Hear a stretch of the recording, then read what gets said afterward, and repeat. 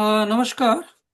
आज आज हम सब लोग उपस्थित हैं अखिल विश्व हिंदी समिति और सभी सहयोगी संस्थाओं के साहचर्य में विश्व कवि गोष्ठी में।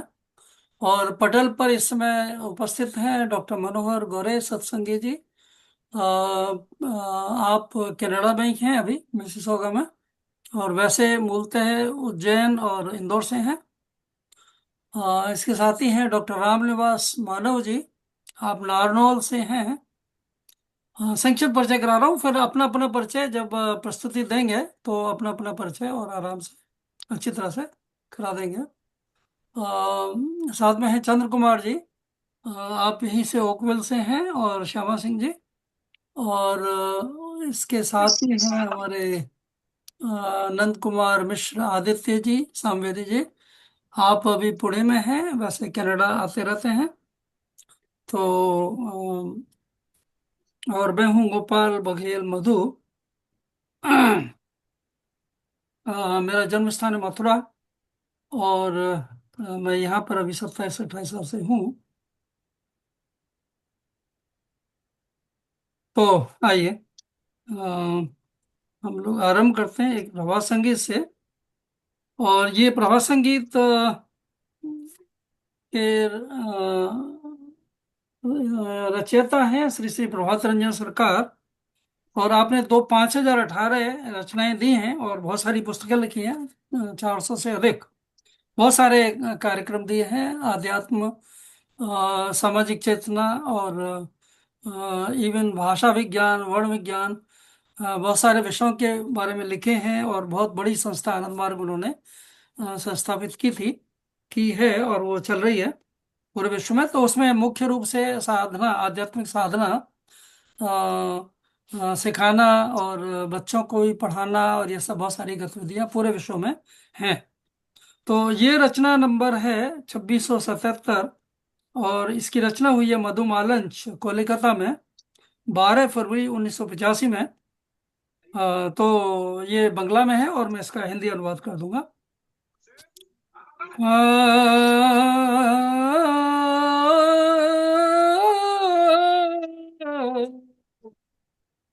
संजय भैया कैसे हो? हाँ जी, बढ़िया बढ़िया। लगा दो जी, आते टाइम।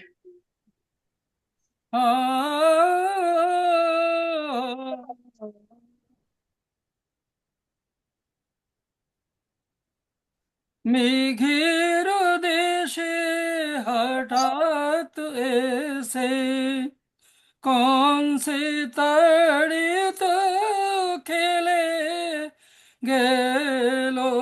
मेघेर देशे हठात ऐसे, कौन से तड़ित खेले गेलो।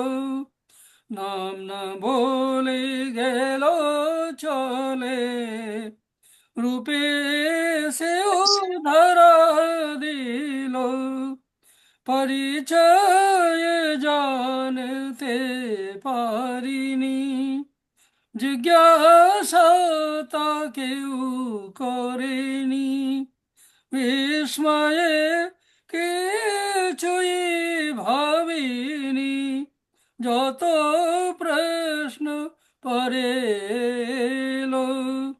মোর আঁখিকে মাতিয়ে দিয়ে সে তড়িৎ গেল লুকিয়ে।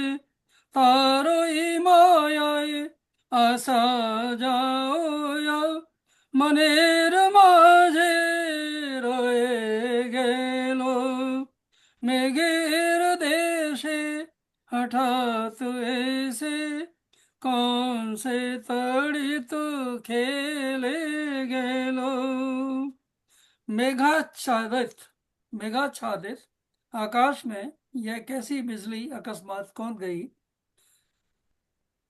न तो नाम ही बताया, और न रूप ग्रहण करते हुए भी पकड़ में आया। उसका परिचय तो प्राप्त न कर सका, उसे पूछ भी न पाया। विस्मया विस्मय विभूर हो, कुछ सोच भी न पाया, और जो भी प्रश्न आए बाद में आए। मेरी आंखों को मतवाली करके वह बिजली छिप गई। उसके आने जाने का रहस्य मेरे मन के अंदर रह गया। मेघाच्छादित आकाश में यह कैसी बिजली अकस्मात कौंध गई, न तो नाम ही बताया और न रूप ग्रहण करते हुए भी पकड़ में आया। एक और ख, और ये है 4532, और ये बनी है 4 जनवरी 1989, मधुकर्णिका आनंद नगर में। खद्योत बोले চলি আলো ঢেলে, আমি চাঁদ গেলে লুকায়ে, চাঁদ বলে ভাই জ্যোৎস্না বিলায়, রবির আলো চেয়ে চেয়ে, খদ্যোত জলে চাঁদ না থাকিলে, চন্দ্র কিরণ রবি না ভাসিলে, রবির যে कर हुतास आकर, से ओ बृहतेर कणा पे, हे महातपन, हे महातपन विश्वमोहन, सुखे सुखे तई हरि कीर्तन। सबे आसे जाए तबो करुणाए, सबे आसे जाए तब करुणाए, थाकी तब कृपा निये, खद्योत बोले চলি আলো ঢেলে, আমি চাঁদ গেলে লুকায়ে, চাঁদ बोले भाई ज्योत्स्ना बेलाए, रविर आलो चे चे। जुगनू कहता है कि जब चांद छिप जाता है तब मैं प्रकाश देता रहता हूँ। चांद कहता है देखो भाई, मैं सूर्य के किरण को देखते देखते ज्योत्सना का वितरण करता हूँ। जुगनू उस समय जलता है जब चांद नहीं रहता है। चांद उस समय किरणों को प्रकाशित करता है जब सूर्य नहीं रहता है। सूर्य की जो किरणें किरणें प्रचंड अग्नि की खान है, वह भी उसे बृहत की प्राप्त कृपा से प्राप्त होता है। हे महासूर्य, हे विश्वमोहन, सुख दुख में इसलिए तुम्हारा कीर्तन करता हूँ। तुम्हारी करुणा से ही सभी आते जाते हैं, तुम्हारी कृपा पाकर ही सब कोई स्थित है। जुगनू कहता है कि जब चांद छिप जाता है तब मैं प्रकाश देता रहता हूँ। चांद कहता है देखो भाई, मैं सूर्य के किरण को देखते देखते ज्योत्सना का वितरण करता हूँ। संगच्छध्वं संवदध्वं संवो मनांसि जानितं, देवाभागं यथा पूर्वे संजनाना उपासते, समानीव आकुति समान हृदया निवे, समानमस्तु वो मनो, यथा वै सुसहासते। संगच्छध्वं संवदध्वं संवो मनांसि जानितं, देवभागं यथा पूर्वे संजनाना उपासते, समानीव आकुति समाना हृदया निवे, समानमस्तु वो मनो, यथा वै सुसहासते।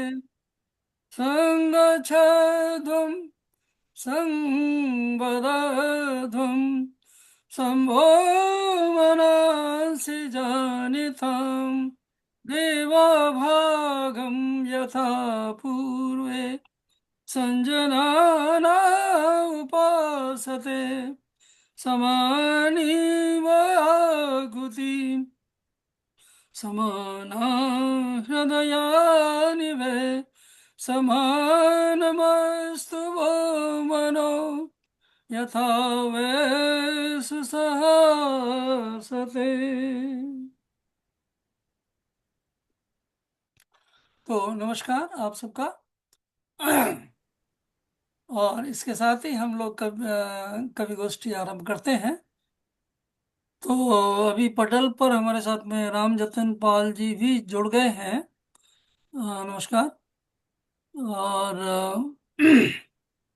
आप लोग जब एक एक करके आएंगे तो अपना थोड़ा विस्तृत परिचय भी दे दीजिएगा, क्योंकि आप लोग कुछ आपस में नहीं जानते हैं। तो और आज हम थोड़ा सा देवी अहिल्याबाई होलकर जी के बारे में बात करेंगे, और साथ में और हमारे साथ हैं अंशुमान, नाम दिखा रहे हैं पर मैं शायद उनका, आप थोड़ा अपना परिचय करा दीजिए खोल के। जी नमस्कार, मैं प्रणति ठाकुर कोलकाता से। हेलो। नहीं, और बोल, दोबारा बोलिए। जी प्रणवी। मैं प्रणति ठाकुर कोलकाता से बोल रही हूँ। ओके, बहुत अच्छा। तो आप कवित्री भी हैं मेरे ख्याल से। और जी जी जी जी अच्छा, और किस उससे हम आप संपर्कित हुई, किस ग्रुप से, या क्या, थोड़ा सा वो जी बोल दीजिए। जी मुझे डॉक्टर शिप्रा मिश्रा ने मुझे लिंक भेजा ओके ओके, बहुत अच्छा। आज। जी बहुत जी जी अच्छे, तो मैं तो फिर उसी से जुड़ी विस्तृत हूँ। परिचय हम लोग बाद में करेंगे, जी है ना। और तो प्रणति को मेरी प्रणति। ओके। जी, आप प्रणाम उनके, प्रणाम आदरणीय, आप भी जुड़े हुए हैं, बहुत बहुत सादर हाँ, मैं प्रणाम। जुड़ गया हूँ, देखा क्या आप आ गई तो बहुत खुशी हुई। अमित स्नेहाशीष। जी जी, बहुत बहुत आभार। चलिए बहुत सुंदर। तो ऐसा करते हैं, थोड़ा सा हम लोग अहिल्याबाई होलकर के बारे में बोलते हैं। और जो आप लोगों में से थोड़ा कुछ बोलना चाहें वो बोल सकते हैं, और उसके बाद में हम लोग थोड़ा कवि सम्मेलन आरंभ कर देंगे। तो जो मैं थोड़ा सा जानता हूँ उनके बारे में, उनका अभी 320वां वो चल रहा है वर्ष, जन्म शताब्दी का। 31 मई को उनका जन्म दिवस था।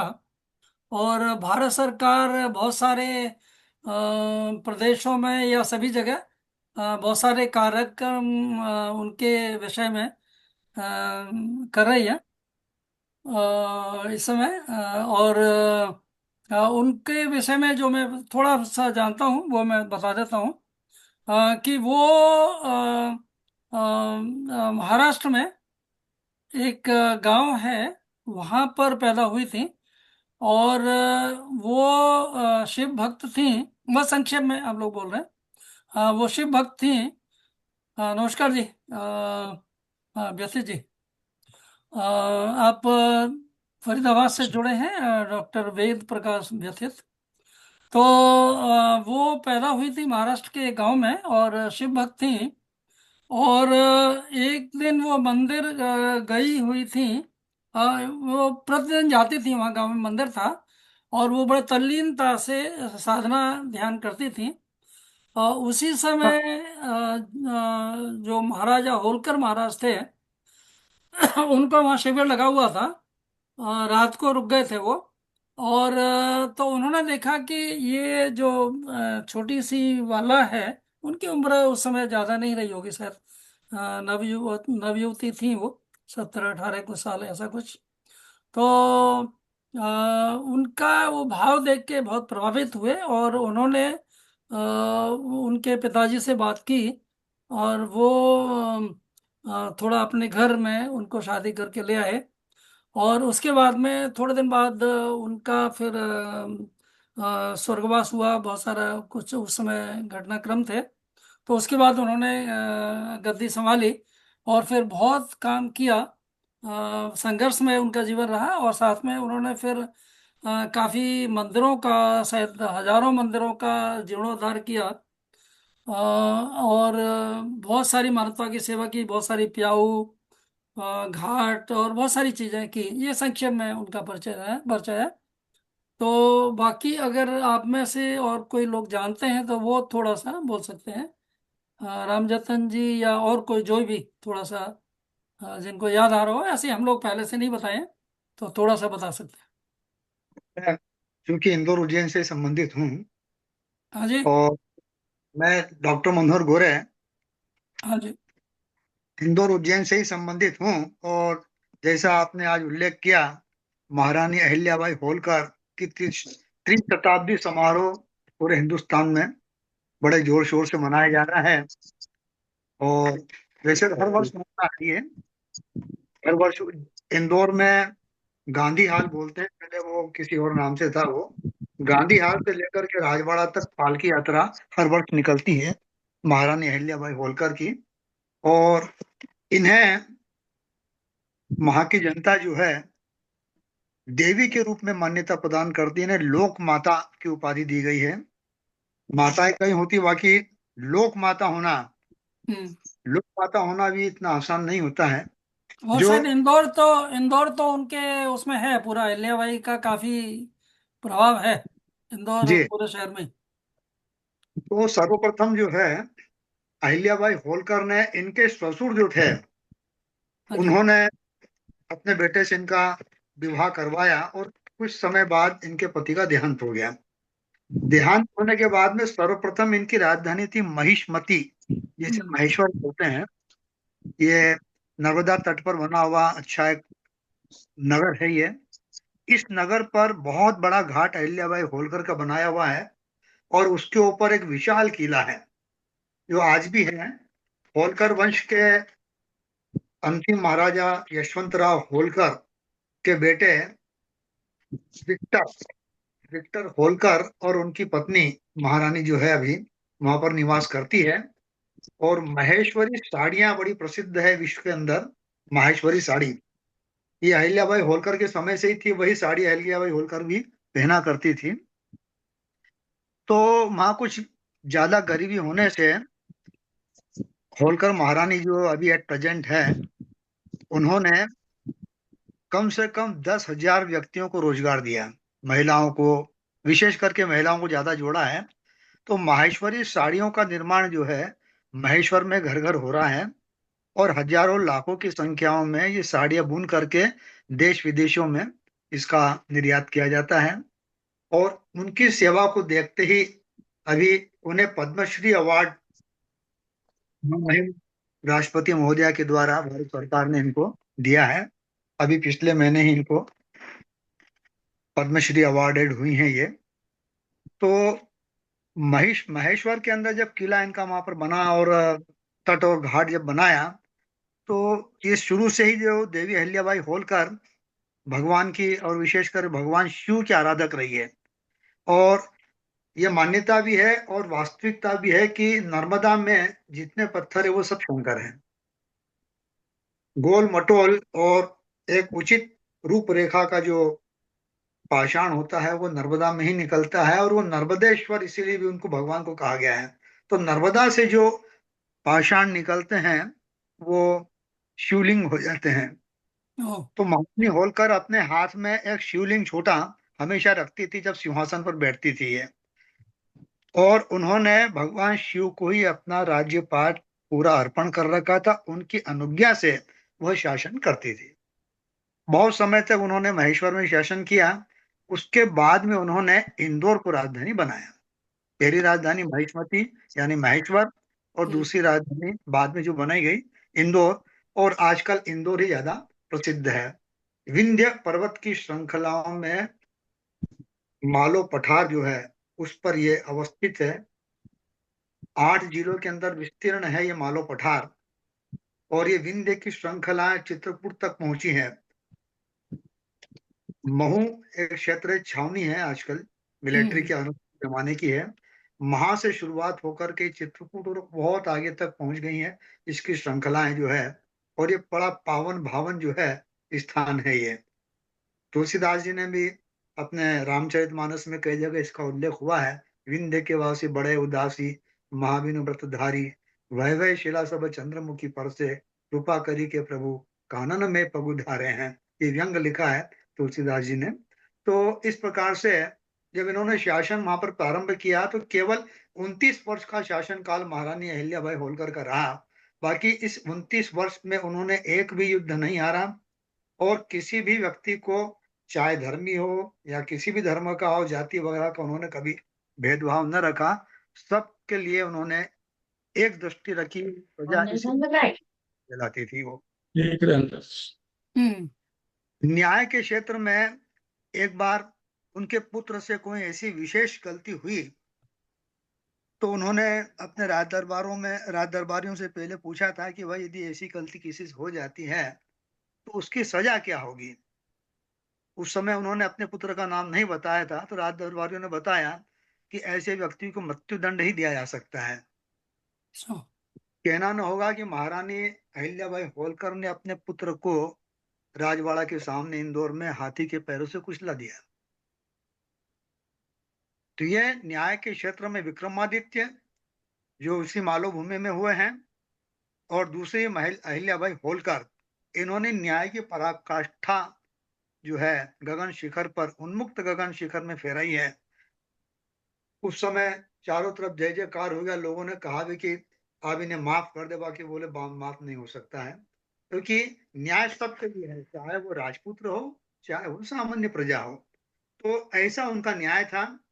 और विशेष करके शिव भक्त होने के कारण उन्होंने इंदौर से लेकर के, मतलब कश्मीर से लेकर के कन्याकुमारी तक, अटक से लेकर कटक तक, और उधर मैंने नेपाल में, भूटान में और कई जगह जो है इनके मंदिर, नदियों पर घाट और देवस्थानों का जीर्णोद्धार, पुनरुत्थान इन्होंने किया। मैंने सोमनाथ में भी देखा, जब गजनी के आक्रमण में सोमनाथ का मंदिर ध्वस्त हो गया था, उसके बाद में नवनिर्माण इन्होंने ही पहला किया है। आज भी जो है सोमनाथ जो है प्रभास पाटन क्षेत्र गुजरात का है, उसमें बाद में सरदार वल्लभ भाई पटेल ने बहुत विशाल मंदिर बनाया, परंतु उनके पहले का भी जो है महारानी अहिल्याबाई होलकर का मंदिर आज भी वहां पर विराजमान है। उसको बोलते हैं जूना सोमनाथ और ये नया हाँ। सोमनाथ। तो दोनों की बड़ी महत्ता है। उस जमाने में इतना बड़ा कार्य करना बहुत बड़ी बात थी। इस प्रकार से जो है अपने 29 वर्ष के शासन काल में कम से कम 10,000 मंदिरों का और घाटों का निर्माण, नवनिर्माण या उनका जीर्णोद्धार। इस प्रकार से उन्होंने जो ये कार्य किया। तो इसलिए जो है अहिल्याबाई होलकर लोक माता के रूप में आज भी जो है पूजी जाती है, और उन्हीं के शौर्य, पराक्रम और भक्ति जो है उसकी शक्ति पूरे मालवा पर छाई हुई है। और इंदौर जो है आज की तारीख में हिंदुस्तान का सिरमौर है। सफाई में इंदौर 7 बार से ऊपर हो गया है, प्रथम आया है, आज भी आगे आएगा। इन्होंने पुरानी नदियों को भी पुनर्जीवित किया है उज्जैन, इंदौर में। और उन नदियों के पानी को यशवंत सागर, जो होलकर वंश के महाराजा अंतिम हुए हैं, उन्होंने जो निर्मित किया था, उसमें वो जल संग्रहित होता है, वहां पंप लगे हुए हैं, उसी का पानी उज्जैन तक जाता है और इंदौर में सप्लाई होता है। इसके साथ ही साथ जो है उन्होंने ऐसे अद्भुत कार्य किए हैं। उन्होंने भी और उनके वंशजों ने भी जो है उनकी प्रेरणा लेकर के महाराजा यशवंत राव होलकर ने जब MY हॉस्पिटल, आजकल शॉर्ट में उसको बोलते हैं, बाकी वो है महाराजा यशवंत राव चिकित्सालय, 7 मंजिल का, उस समय जो बनाया था औषधालय, वो पूरे हिंदुस्तान में जो है उसकी मिसाल थी। ऐसे अनेकों कार्य होलकर वंश के द्वारा किए गए हैं। इन्होंने, महारानी ने कोई धन संपदा अपने ऊपर खर्च नहीं करी। सूती साड़ी जो महेश्वर में बुनी जाती थी उस साड़ी को पहनती थी और उसी में अपना 2-4 साड़ियों में अपना जो है जीवन व्यतीत करती थी। सादा भोजन था और बहुत ही वीर भी थी, कुशाग्र थी, शौर्य और पराक्रम भी उनका जो है पूरे दिग्दिगंत में छाया हुआ था। तो ऐसी महारानी अहिल्याबाई होलकर की जो है त्रिशताब्दी समारोह जो आज हिंदुस्तान भर में मनाया जा रहा है, उसी की स्मृति में आज हम कनाडा में बैठे हुए उनके गुणों का गान कर रहे हैं। कहा जाता है कि गुण जो है वो सर्वत्र विस्तीर्ण होते हैं, संसार में पूरे ब्रह्मांड में व्याप्त होते हैं। तो ऐसी महारानी अहिल्याबाई होलकर को हम सब शत शत प्रणाम करते हैं। जय माता अहिल्याबाई होलकर। जहां तक सुंदर। हमारी जानकारी कहती है हाँ। कि जो होलकर फैमिली है ये ओरिजिनली बिलोंग टू मथुरा। ये 1700 से पहले इन लोग मथुरा से पलायन वहां पहुंचे थे जब होलकर फैमिली स्टैब्लिश हुई थी, जो मेरी जानकारी के हिसाब से, अपनी पढ़ाई के हिसाब से बता रहा हूं। और इनको ये लाइट में नॉर्थ इंडिया में तब आई थी जब इन्होंने काशी विश्वनाथ को जो पुराना जीर्णोद्धार किया था, तब ये हम लोगों के उधर की लाइमलाइट में आई थी कि कोई इस तरीके की महारानी है जो मंदिरों का जीर्णोद्धार कर रही है। दूसरी चीज थी, ये पहली लेडी थी जिन्होंने रिवर क्लीनिंग का काम किया था कि नर्मदा का पानी बिल्कुल वैसा होना चाहिए पीने के लिए हर समय, तीर्थ यात्रियों के लिए शुद्ध। तो मथुरा से होलकर फैमिली आई थी और ये जो पुराना हैदराबाद जो अब उसका पार्ट जो महाराष्ट्र में लगता है उसमें बॉर्न हुई थी। वहां से फिर ये इंदौर आई। इंदौर में इन्होंने शासन किया। इन्होंने जो शासन था 1700 समथिंग से, तो छोटी छोटी लड़ाइयां जो उस समय लड़ रही थी ये, कि क्योंकि ब्रिटिशर्स भी उधर से कलकत्ता की तरफ से चलना शुरू हो गए थे और इधर जो छोटे छोटे मुगलिया उसको बचाने की कोशिश कर रहे थे, उनसे लड़ाई से उनको इंदौर से वाले पोर्शन से इन्होंने दूर रखा उसको। पॉपुलैरिटी, वो बात सही कह रहे थे भाई साहब अभी, कि पॉपुलैरिटी इन्होंने मंदिरों के उसमें जीर्णोद्धार में और जस्टिस के ना उस पे पाई। हम्म। और बहुत ही स्वच्छता प्रेमी थी ये, इसीलिए नर्मदा पहली नदी बनी थी जिसके पूरी क्लीनिंग की गई थी। क्योंकि जो नर्मदा में शिवलिंग होते थे तो वो नहीं चाहते थे कि नर्मदा में कोई अशुद्धता हो किसी तरीके की। हम्म। तो उसके बाद अचानक इन्होंने जब काशी विश्वनाथ दर्शन करने गई तो उसका जीर्णोद्धार अनाउंस कर दिया था कि इसको नए सिरे से ठीक किया जाए। तो फिर हम लोग उधर जानने लगे, तब पता चला कि ये जो होलकर फैमिली ये मथुरा से गई थी और ये बाय कास्ट राजपूत नहीं थे, बाय कास्ट ये शेफर्ड थे। लेकिन जब राजशाही मिल गई तो पुराना सिस्टम चलने लगा कि अब राजा हो गए हैं। तो भक्ति इनके फैमिली में शुरू से थी, क्योंकि जिस धरती से ये लोग आए थे वो भक्ति की धरती थी। और इन्होंने मुगलिया पीरियड की, इनके वंशों ने मुगलिया पीरियड की तकलीफ देखी थी। तो जब जाके वहां एस्टेब्लिश हुए तो ये बिल्कुल कट्टर उसमें हो गए कि नहीं, हमें मंदिरों का करना ही करना है। और उसका उन्होंने अहिल्या बाई होलकर को दिया कि ये बाप को ही सब करना है जब इनके हस्बैंड नहीं रहे। तो ये इनकी पॉपुलैरिटी है और इसलिए उनको लोग प्रणाम भी बहुत करते हैं, बहुत नमन भी करते हैं कि हमारे मंदिरों की सुरक्षा में उनका बहुत योगदान है। क्योंकि बाद में वो बहुत मुगल पर शुक्रिया। पीरियड खत्म हो गया और ब्रिटिशर्स ने मंदिरों से मतलब नहीं रखा, वो अपने चर्च के निर्माण में बिजी हो गए। हम्म। तो इसलिए चीजें सुरक्षित रह गई। तो यही मेरा थोड़ा सा ज्ञान था अहिल्या नहीं बाई नहीं, के बारे बहुत में। बहुत अच्छा। तो चंद्र कुमार जी से भी हम लोग सुने, और अपना डॉक्टर मनोहर गौरे जी तो बहुत कुछ बता दिए। और हम लोग ये सब अनायास ही कर रहे हैं, मतलब हमने पहले नहीं बताया था, इसलिए जो भी जिनकी स्मृति में आया उन्होंने बोला, तो बहुत अच्छा रहा। और रामजतन पाल जी, आप कुछ बोलना चाहेंगे? आप कानपुर से हैं। एक मिनट, उसको खोल लीजिए,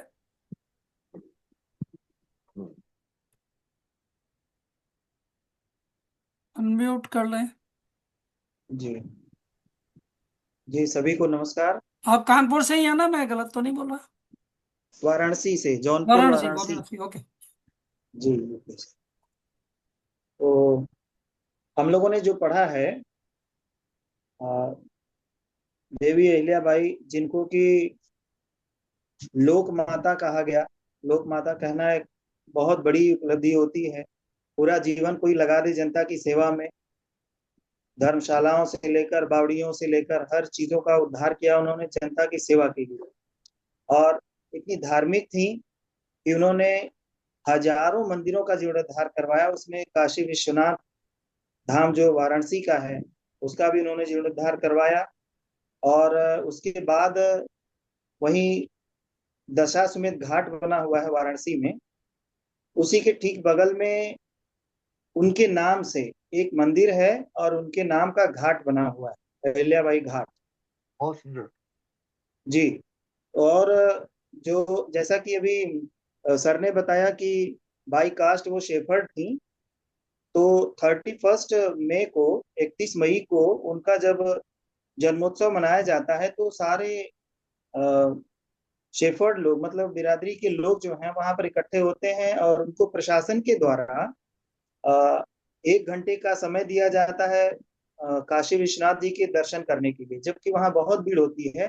तो स्पेशली जो है इन लोगों के लिए दर्शन करने के लिए इनको छूट दी जाती है और ये हजारों की संख्या में लोग आते हैं उस दिन।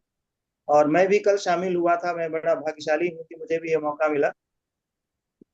तो ये एक विशेष उनकी अ, उनके समझ लीजिए कि जो क्रियान्वयन उनका था, उनकी जो एक तरह से शक्ति उनकी थी, उस शक्ति का हम लोगों को भी उपयोग मिल रहा है, उनका पुण्य मिल रहा है। और एक चीज और उन्होंने अभी सर ने बताया था कि इतनी न्यायप्रिय थी वो कि अपने बेटे को भी उन्होंने नहीं छोड़ा। बेटा उनका रथ से जा रहा था एक बार कहीं, तो रास्ते में गाय का बछड़ा पड़ा हुआ था, रथ का पहिया बछड़े के ऊपर चला गया और बछड़ा जो है मर जाता है। बछड़े के मर जाने के बाद गाय वहीं बैठ जाती है गाय की, और उनका जो लड़का था वो चला जाता है राजकुमार। और बाद में पता चलता है कि गाय दब गई है, गाय का बछड़ा जो है दब गया है। तो पता चला कि पीछे पीछे वो उनका भी रथ आ रहा था, देवी अहिल्या बाई का। और उनके रथ के आने के बाद ही पता चला कि वहां पर थोड़ी भीड़ लगी थी कि बछड़ा दबा है, बछड़ा दबा है। पता चला कि बछड़ा कैसे दबा है तो कोई बताने को तैयार नहीं था। तो लेकिन फिर इसी तरह से पता चल पाया वहां पर कि ये तो हमारे राजकुमार ही थे जो कि जा रहे थे, उनके रथ से जो है बछड़े को लग गया और वो मर गया है, गाय इसीलिए बैठी हुई है। तो वहां वो कुछ नहीं बोलती हैं और घर आती हैं। घर आती हैं तो ऐसा प्रसंग पढ़ने में आया है, वो घर आती हैं और घर आने के बाद बहू से पूछती हैं, अपनी बहू से पूछती हैं कि बेटी अगर बताओ, अगर कोई किसी माँ का अगर बच्चा किसी के द्वारा मार दिया जाए तो उसको क्या सजा दी जानी चाहिए। तो वो बोलती हैं कि उसको फांसी हो जानी चाहिए या उसे मृत्यु दंड दिया जाना चाहिए। तो वो वहां से निकलती हैं, सीधे दरबार में आती हैं, दरबार में घोषणा करती हैं कि इस लड़के को, मेरे बच्चे को बुलाया जाए, उसे बांधा जाए, ले चलकर वहीं पर रथ, जिस तरह से रथ उसने बच्चे पर बछड़े पर चढ़ाया है, तुम भी ले चलो हाथी या फिर रथ चढ़ा दो, इसकी सजा यही है। और क्या होता है कि वो कोई भी तैयार नहीं होता, दरबारी, न कोई दरबारी तैयार होता है, न कोई सेना नायक या कोई तैयार नहीं होता कि भाई ये तो हमारे राजकुमार की बात है। और ये न्याय प्रियता की बात है जो मैंने पढ़ा है हम लोगों ने, तो सर ने अभी थोड़ा सा बताया था। और ये सही घटना है, ऐतिहासिक बात है कि वो कोई तैयार नहीं होता है तो अंत में स्वयं तैयार होती हैं, रथ लेकर चल देती हैं।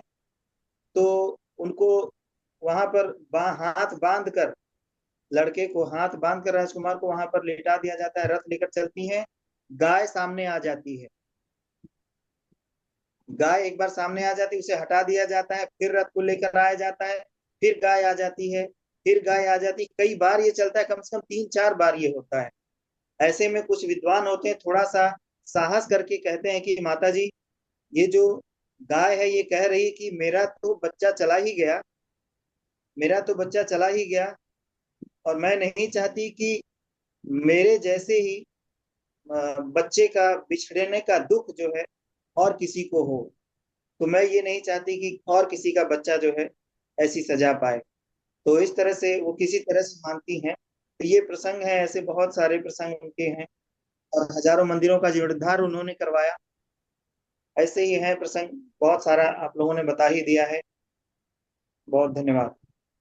हाँ, बहुत सुंदर रामजतन जी, आपने एकदम पूरा साहित्यिक भाषा में अ, जी जी पूरा कुछ घटनाओं का जिक्र किया और हम जी सब जी लोगों का ज्ञान वर्धन किया।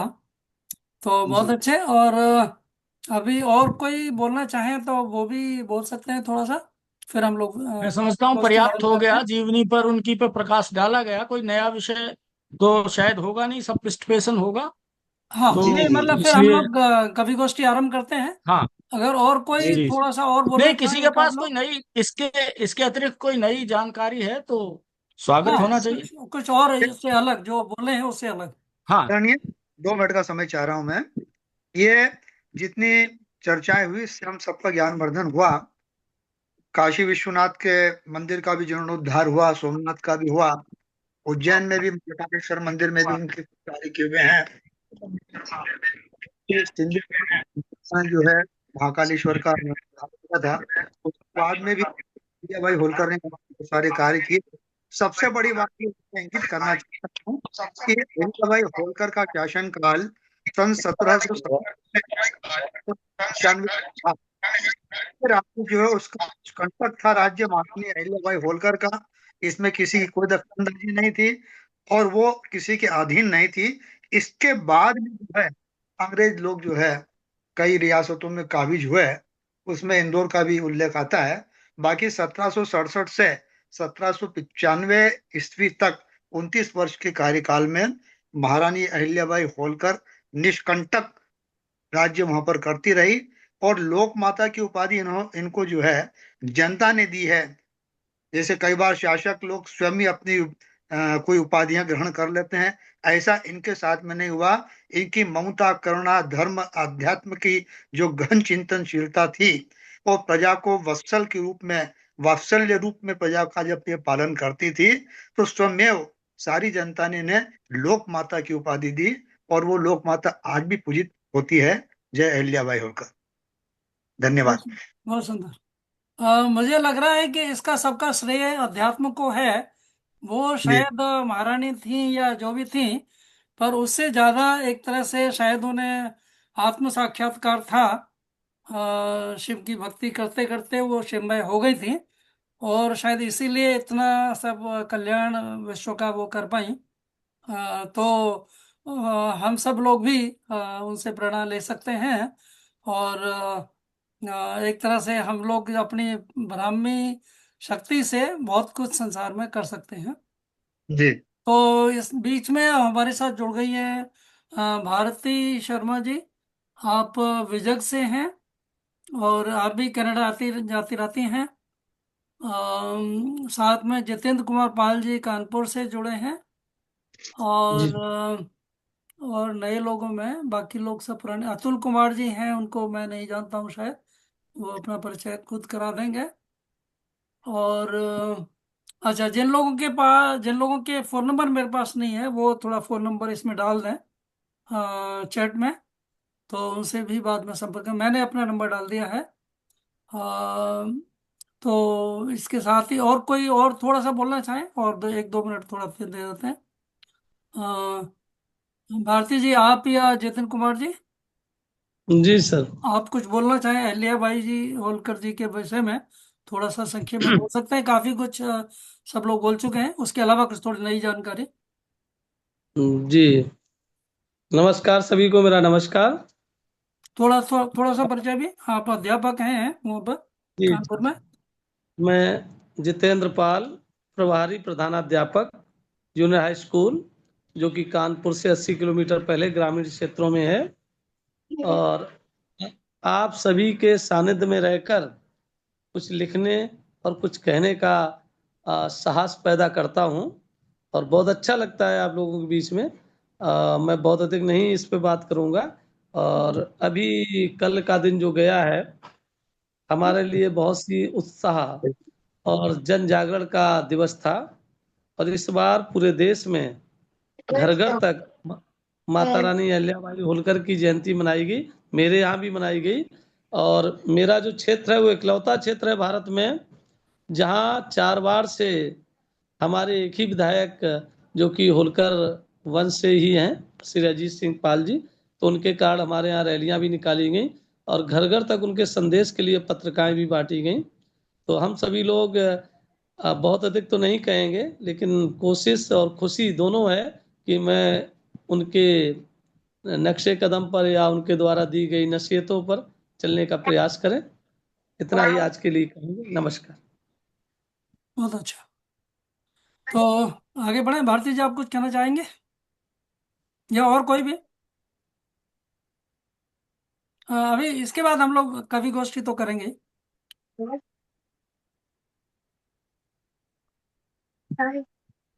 ओके।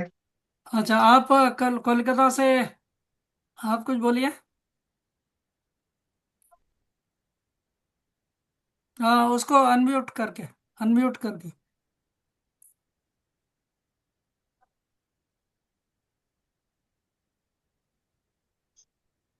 हाँ, नहीं, आपकी आवाज नहीं आ रही। ओके। जी। हाँ। मैंने मैंने आप सबको सुना। मैं आप सबको सुनने का आनंद ले रही हूँ। और जानकारियां मुझे जो मिली हैं अहिल्याबाई के बारे में, मैंने वो इकट्ठी की। और अगली बार अगर कुछ बोलने को होगा तो मैं बोलूंगी। हाँ, कई बार धन्यवाद। हम लोग अचानक रख देते हैं, जो प्राकृतिक रूप से जो आपके मन में आया, जो जानकारी वो दे सकते हैं। जी जी जी जी थोड़ा सा पहले से हम लोग नहीं बताए थे। तो जी। चलिए, ठीक है, तो अब हम लोग कवि गोष्ठी आरंभ कर देते हैं। तो आप का सबका स्वागत है। और आप एक एक करके आइए, मैं बोलूँ आपको आमंत्रण देता हूँ। और साथ में थोड़ा परिचय भी कराते चलिए अपना। और आज की गोष्ठी में हमारे बड़े वरिष्ठ लोग हैं। डॉक्टर रामनिवास मानव जी, आप नारनौल से हैं। तो आज हमारी वो अध्यक्षता करें, उनसे निवेदन है। और साथ में हैं हमारे सभी बड़े वरिष्ठ लोग हैं। डॉक्टर मनोहर गोरे जी, वो मुख्य अतिथि हैं। डॉक्टर वेद प्रकाश व्यथित जी, वो भी एक तरह से वरिष्ठ कह लीजिए, सॉरी, विशिष्ट अतिथि। और नंद कुमार मिश्र आदित्य जी, आप भी विशिष्ट अतिथि हैं। तो बाकी तो सभी एक तरह से विशिष्ट ही हैं, पर हम लोग इनको कुछ का नाम देते हैं। तो पटल पर भी श्यामा जी भी आ गई हैं, उनकी थोड़ी तबीयत उतनी बढ़िया नहीं थी, पर आ गई हैं। और चंद्र कुमार जी थे। तो चलिए, मैं दोबारा नाम बोल देता हूँ एक बार।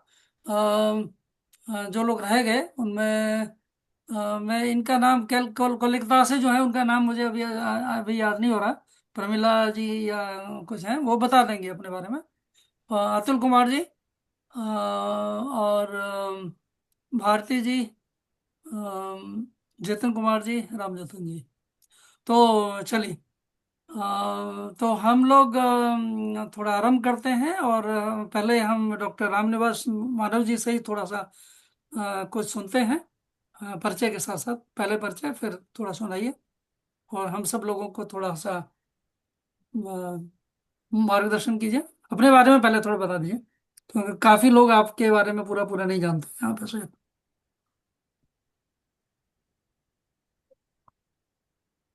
स्वागत। अनम्यूट करके आइए।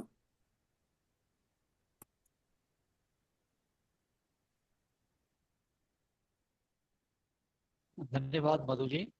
हाँ जी। एक बार फिर आपके बीच आने का अवसर मिला, मतलब दरअसल के बाद में बहुत कुछ सुनने को मिला देवी अहिल्या के बारे में। और निश्चित रूप से मेरी भी जानकारी बढ़ी है। वैसे मैंने बहुत कुछ पढ़ा भी है उनके बारे में। और कोरोना काल में उनके बारे में एक सीरियल भी शुरू हुआ था जो बीच में रह गया।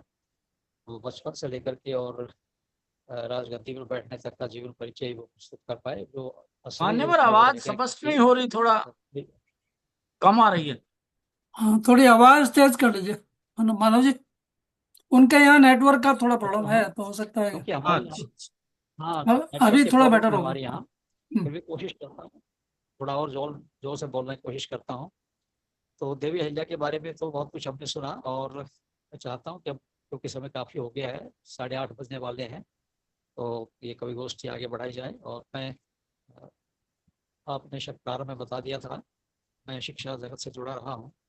वैसे तो मुझे सेवानिवृत्त हुए 13 वर्ष हो गए हैं, लेकिन फिर भी मैं वर्तमान में भी एक विश्वविद्यालय में हिंदी विभाग का प्रोफेसर, अध्यक्ष और डीन के रूप में मैं अपनी सेवाएं दे रहा हूँ।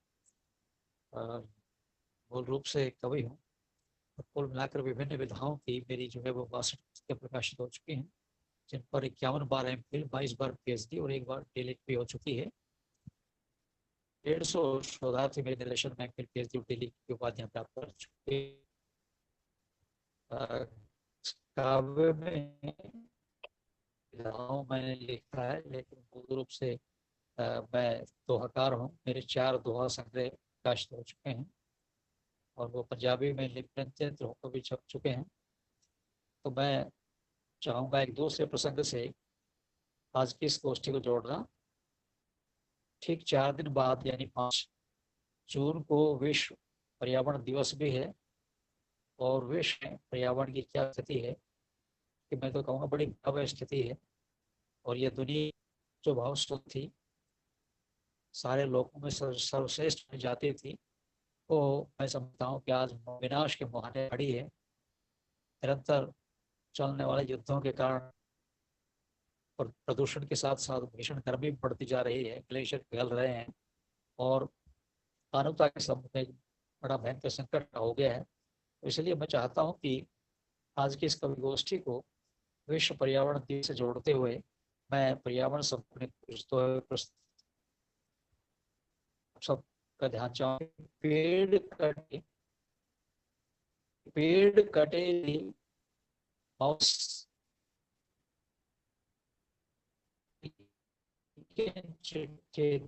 भेजे किसके चिड़िया बैठी घोंसले साधे बिल्कुल, चिड़िया बैठी घोंसले मौन, और दर्द भरी उसकी कथा लेकिन समझे कौन, दर्द भरी उसकी कथा। और जीने के हर की खारिज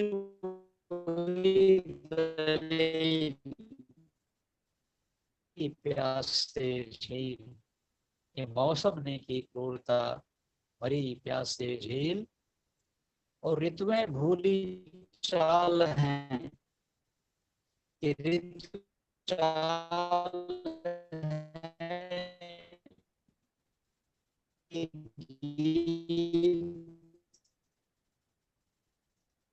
कहीं बढ़ती।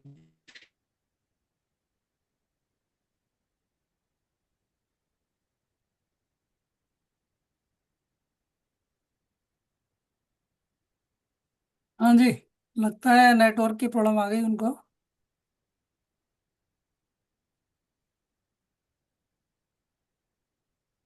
तो चलिए, तो इसके बाद थोड़ा हम लोग फिर डॉक्टर वेद प्रकाश बेथित जी से सुनते हैं। जी, मेरा सबको प्रणाम है। हाँ, और बस 2-4 मिनट की कविता और आपके सामने मैं रख दूं। हाँ, थोड़ा थोड़ा परिचय भी, कुछ आ, लोग नहीं जानते हैं जी जी, सब आपस में। मेरा नाम डॉक्टर वेद व्यथित है, मैं फरीदाबाद में रहता हूँ। थोड़ा बहुत लिखा है, भाई साहब स्नेह रहता है इसलिए प्रशंसा करते रहते हैं हाँ, प्यार की वजह से। और आपकी आध्यात्मिक ऊंचाइयां तो बहुत हैं, तो ये कहीं कहीं से पूछते रहते हैं कई कई चीजें। और बिल्कुल। देखिए, मैं कुछ उल्टी बातें करने का आदी हूँ, आपके सामने भी वही कर रहा हूँ। हम्म, प्रकाश का महत्व इसलिए क्योंकि अंधेरा है, अंधेरा ना हो तो प्रकाश का महत्व ना हो। हाँ,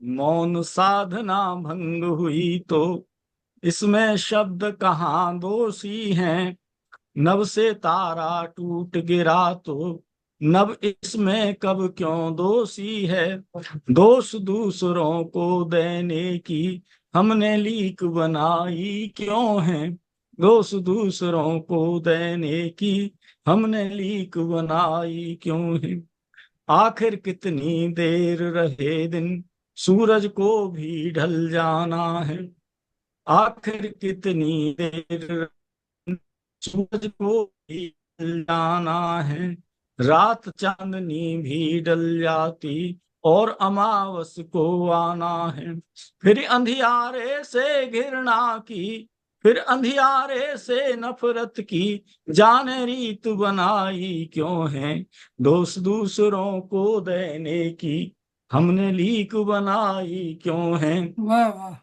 जो रंग भी आकर्षित करते सबके सब फीके पड़ जाते, जो रंग भी आकर्षित करते सबके सब फीके पड़ जाते, जितने आकर्षण जीवन के सबके सब ढीले पड़ जाते, फिर क्यों बेरंगी सांसों से दूरी खूब बनाई क्यों है, दोष दूसरों को देने की हमने लीक बनाई क्यों है, दोष दूसरों को देने की हमने लीक बनाई क्यों है। यदि समय हो तो एक दो डेढ़ डेढ़ मिनट की कविता एक और। हाँ जी, हाँ जी।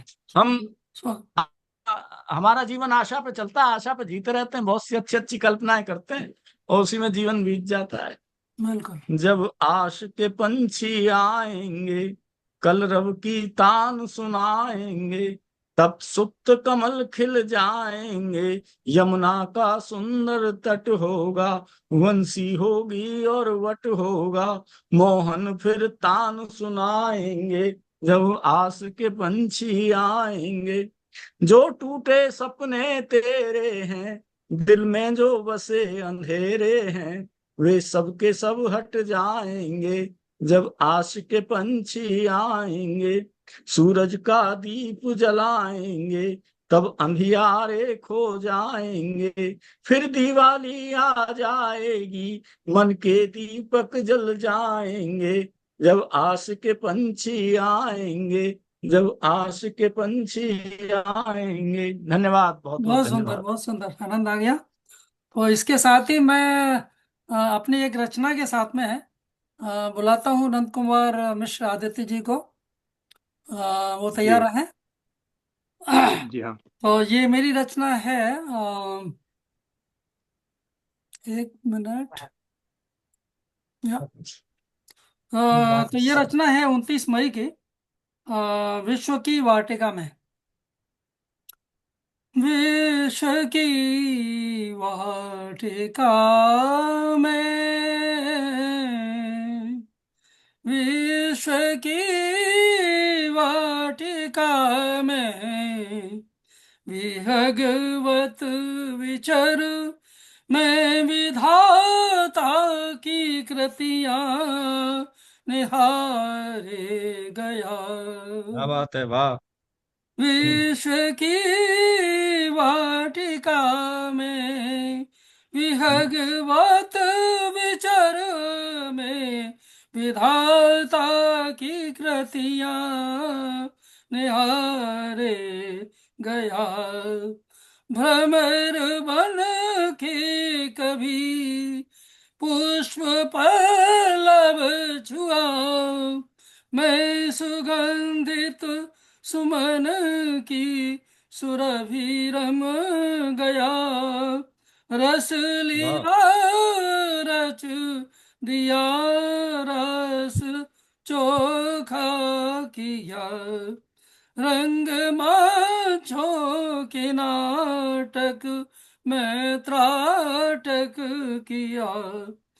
तक चराचर सुगति शांत नीरव निवृत्ति, नित्य नृत्य नित प्रति निखर मैं निनादित हुआ।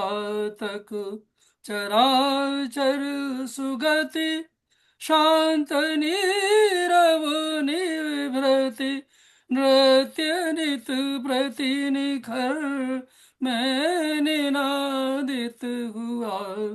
हो तट स्थित कभी साधना रस सुधी, मधु निदेशन सगुण गुण विलो के गया। विश्व की वाटिका में, विहगवत विचर में, विधाता की कृतियां निहारे गया। वाह, क्या बात, क्या बात। तो ये सब आप बहुत लोगों के लिए बहुत है। बहुत सुंदर, तो बहुत सुंदर, आप सब बहुत लोग भी अति परमात्मा उत्तम। के मन भावन उत्कृष्ट रचना। दर्शन से जुड़ी हुई कविता है ये। तो बहुत सुंदर। हमारे साथ में अभी जुड़ गए हैं आगरा से। लगता है वो फिर गायब हो गए क्या? अच्छा, संजय गुप्त जी नहीं है। नहीं बोल। संजय हाँ गुप्त जी। सर। जी जी। तो बाकी सब लोग हम लोग एक बार बोल ही दिए कौन कौन है पटल पे। जी तो इसके साथ ही हम लोग बुला रहे हैं फिर नंद कुमार मिश्र जी को। स्वागत है। और इसके बाद में फिर हम बुलाते हैं, क्रम में ही बुला लेते हैं थोड़ा। जितेन नहीं, पहले कोलकाता से इनको बुला लेंगे, उर्मिला जी को। या ठाकुर। तो स्वागत है नंद कुमार जी। जी, वंदे भारत मातरम।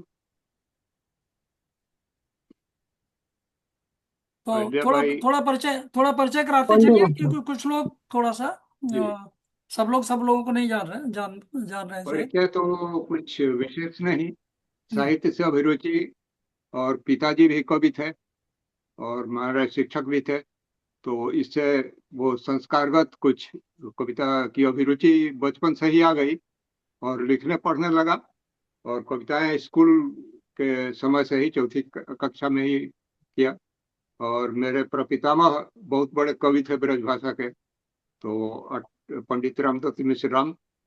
तो उनका भी प्रभाव कुछ जीवन पर पड़ा, उनकी कृतियों का। और ये पिताजी थे तो फिर हिंदी माध्यम से ही हम लोग पढ़े हुए थे, तो दिनकर जी, बेनीपुरी जी, ये नेपाली जी, जानकी वल्लभ शास्त्री, इन लोगों का सानिध्य होता रहा और शिक्षण में भी और कोर्स में भी आते रहे, तो इसलिए कविता की विशेष अभिरुचि हो गई। और कवि गोपाल सिंह नेपाली तो बेतिया के ही थे, मेरे पिताजी के मित्र थे, बाल सखा थे वो दोनों। इसलिए घर का माहौल बचपन से ही साहित्यिक बना रहा, बहुत सुंदर। हाँ करते रहा। फिर ग्रेजुएशन किया, हाँ। ये राजनीति विज्ञान में ऑनर्स। उसके बाद विधि स्नातक किया, कुछ दिन वकालत की, फिर एक लोक उपक्रम में कुछ नौकरी भी की कुछ दिन। और लिखना पढ़ना अपना चलते रहा, बीच बीच में पत्र पत्रिकाओं में छपना, दूरदर्शन में आना, ये सब काम क्रमशः चलते रहा। तो बहुत यही, सुंदर। और तो कुछ विशेष परिचय नहीं है। विभिन्न तो संस्थाओं का मूल रूप से आप बेतिया से अध्यक्ष हैं, प्रोफेसर। और हाँ, अभी मूलतः पुणे में है। बेतिया से हूँ, पुणे चंपारण। में है, और हाँ, यहाँ भी अभी कनाडा भी पुणे आते में रह जाते रहा हूँ। रहते हैं। हाँ, कनाडा भी आना जाना है। तो स्वागत। तो माता अहिल्याबाई होलकर को नमन सर्वप्रथम, क्योंकि उनकी 300वीं जयंती मनाई गई। और उनके बारे में तो विद्वानों ने बहुत कुछ कह ही दिया है, लगभग सारी बातें हो गई। कल संयोग से ये मधु जी का देखा कि ये कार्यक्रम की सूचना ये हमारे लेट्स इंस्पायर बिहार के ये कविता साहित्य पोर्टल पर आई, तो बड़ी खुशी हुई। उसमें भी ज्योति झा है जो उसका संचालन करती हैं, अब पुणे में ही रहती हैं। तो उनके आ जाने से ये काम हुआ कि आज वहाँ हम लोगों का एक कार्यक्रम चल रहा था, ज्योतिबाई, ये इनका अहिल्याबाई होलकर की जयंती जो मनाई गई उससे संबंध में। और वहाँ पर एक पाबिंगो शिक्षण संस्थान है जिसमें देसी और विदेशी भाषाएं सिखाई जाती हैं। उसकी अध्यक्षता है ये भावना गुप्ता। और वो उन्होंने एक गोष्ठी आयोजित की थी जिसमें हम सब लोग हैं, तो पर्यावरण और ये इनके अहिल्याबाई होलकर, ये दोनों विषय पर मैंने बातें हो रही थी। हम लोग अभी भी शामिल हैं। तब तक मधु जी का ये संदेश आया कि इस कार्यक्रम में शामिल होना ही है, तो हम लोग की तो मासिक गोष्ठी है, इसमें अक्सर रहता ही हूँ। लेकिन आज संयोग से वहाँ एक यूएसए से भी निर्मल रोशन फाउंडेशन है, उसमें सुषमा मल्होत्रा का है कार्यक्रम, उन्होंने भी आमंत्रित कर दिया है। तो तीनों में शामिल होना तो थोड़ी थोड़ी देर के लिए जरूरी नहीं, ही था बहुत अच्छे। हाँ, उसमें। तो पुणे में शायद अहिल्याबाई जी का अमेरिका से वो भी है, जहाँ उन्होंने शरीर हाँ, छोड़ा था। हाँ, उनका संस्थान भी है, और सब मैं कुछ एक मैंने बार वहां पुणे पर है। गया था, और कई बार गया हूँ वैसे, तो वहाँ शायद मैं उस जगह को भी देखा था। तो वो बड़ी देखा है। खंडहर सी है, शायद हो सकता है अभी वो हाँ, कुछ डेवलप हो जाए। उसी में ये पालिंगो के चीफ जो है, ये भावना गुप्ता, उनको कल अहिल्याबाई होलकर सम्मान भी मिला है। अच्छा और वो अच्छा। अभी पीएचडी कर रही हैं, मैंने पुणे के साहित्यिक वातावरण पर। और तो उसमें ऐतिहासिक और वर्तमान ये सब आएगा, और अभी के जो साहित्यकार हैं इस पर वो बात कर भी रही हैं। तो उन्होंने बहुत अच्छा। गोष्ठी आयोजित की थी, तो उसी में आया। तो नारी शक्ति का जीवंत, या ये कहा जाए कि आदर्श नारी शक्ति का उदाहरण अगर दिया जाए तो उसमें इनका स्थान अन्यतम है, तो अहिल्याबाई जी का। और मेरी कविता भी आदि नारी शक्ति पर ही है, तो ओके। इसलिए वही एक सुनाता हूँ। और पर्यावरण दिवस है तो दो शब्दों में ये कहा जाए कि वन्य जंतु सब विचरे निर्भय, जन जीवन का हो मंगल, पर्यावरण सुरक्षित निश्चित, हरे भरे यदि हो जंगल। तो नारी तो नारायणी कविता का शीर्षक है। आदि शक्ति नारी होती है, सृष्टि सुकृति नारी है, ऊर्जा मेधा स्वधा चेतना नीति नियति नारी है, सुधा विधा कामना प्रेरणा रीति क्षमा अवधारणा भक्ति युक्ति रति गति यति संस्कृति और मुक्ति नारी है। ईप्सा सुमति कला विद्या भावना प्रगति नारी है, आदि मध्य अवसान की लीला है, संस्कृति नारी है। नियमन और समग्र प्रबंधक दैनंदिन सारी गतिविधियां, सूत्रधार इनका कोई तो एकमात्र नारी है। पौरुष से अस्तित्व मानते किंतु अस्मिता नारी है, ब्रह्मपुत्र दामोदर तो नद सुर सरिता नारी है। अनुकंपा माया ममता की कृति है अद्भुत काया, जिसे पिलाती शोणित अपना वह माता नारी है। ब्रह्म अपूर्ण योग माया बिन स्वयं पूर्णता नारी है, शक्ति न होती शिव शव होते, समरसता नारी है। योग शक्ति नारी तो ईश्वर पूर्ण, अपूर्ण अर्धनारीश्वर, पूर्णमेवावशिष्यते की सिद्ध सुक्त नारी है। वहीं देवता रम जाते हैं जहां पूर्णता नारी है। नारी सरस्वती लक्ष्मी है, काली दुर्गा नारी है। ऋचा महावाणी की वीणा, ऋचा महावाणी वीणा की झंकृति नारी है होती, श्रुति स्मृति गायत्री गीता की गरिमा नारी है। अर्धांगिनी हुआ करती जो कैसे अबला नारी है, क्या कल्याण समिति अबला की कोई सबला नारी है। अपने बलबूते यकीन से डिगना ना फितरत जिसकी, टाल दिया करती पासाती हरिक बला नारी है। कहते हैं वर्चस्व पुरुष का किस पर जो नारी है, नाम महत्व भले पौरुष का अधिसत्ता नारी है। बहुत सुंदर, बहुत सुंदर, बहुत सुंदर, बहुत सुंदर। पूरा शब्द को बहुत सुंदर। पूरा शब्द को सुना दिया नारी का। तो आगे बढ़े। जी तो आपको सुन के कुछ मुझे अपना एक रचना याद आ गई। ये 30 मई की चौथी रचना है ये। उस दिन शायद 8-10 रचनाएं बन गई थी। तो ये है जागरण की फिजा, जागरण की फिजा, जब समझ आ गई, जग की कारीगरी है मुझे भा गई। जागरण की फिजा जब समझ आ गई, जग की कारीगरी है मुझे भा गई।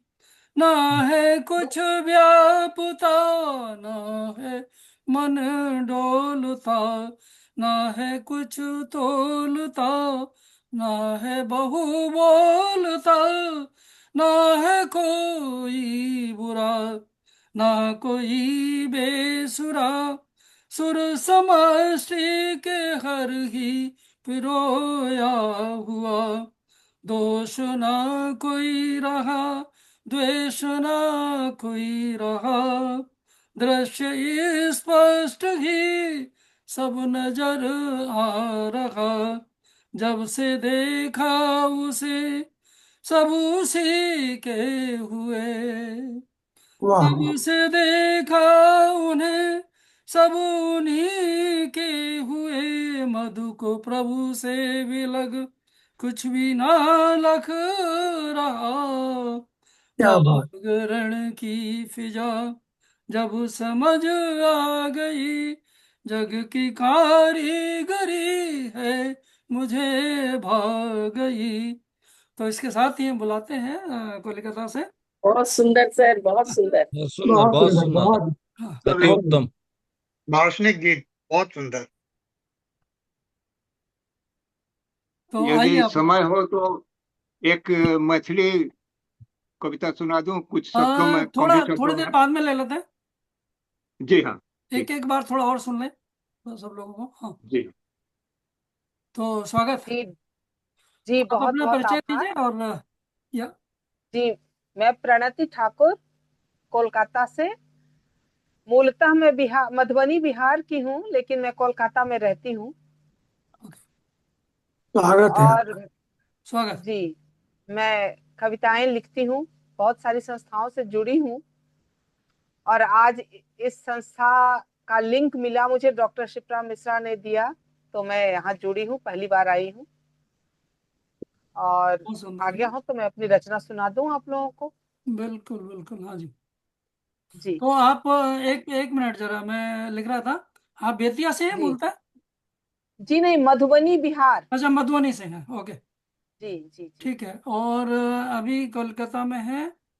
और जी आप फोन नंबर उसमें लिख दीजिएगा, चैट में लिख जी, दीजिए। मैंने लिख दिया है। ओके, ठीक है।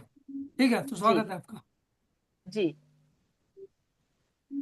मैं एक नारी की आकांक्षा बोलूं, इच्छा बोलूं, कि वो कैसे हर रिश्ते में परिव्याप्त होना चाहती है या हर रिश्ते में मिल जाना चाहती है, मैं उसको दर्शाती हुई अपनी एक रचना सुना रही हूँ आप लोगों को, एक गीत।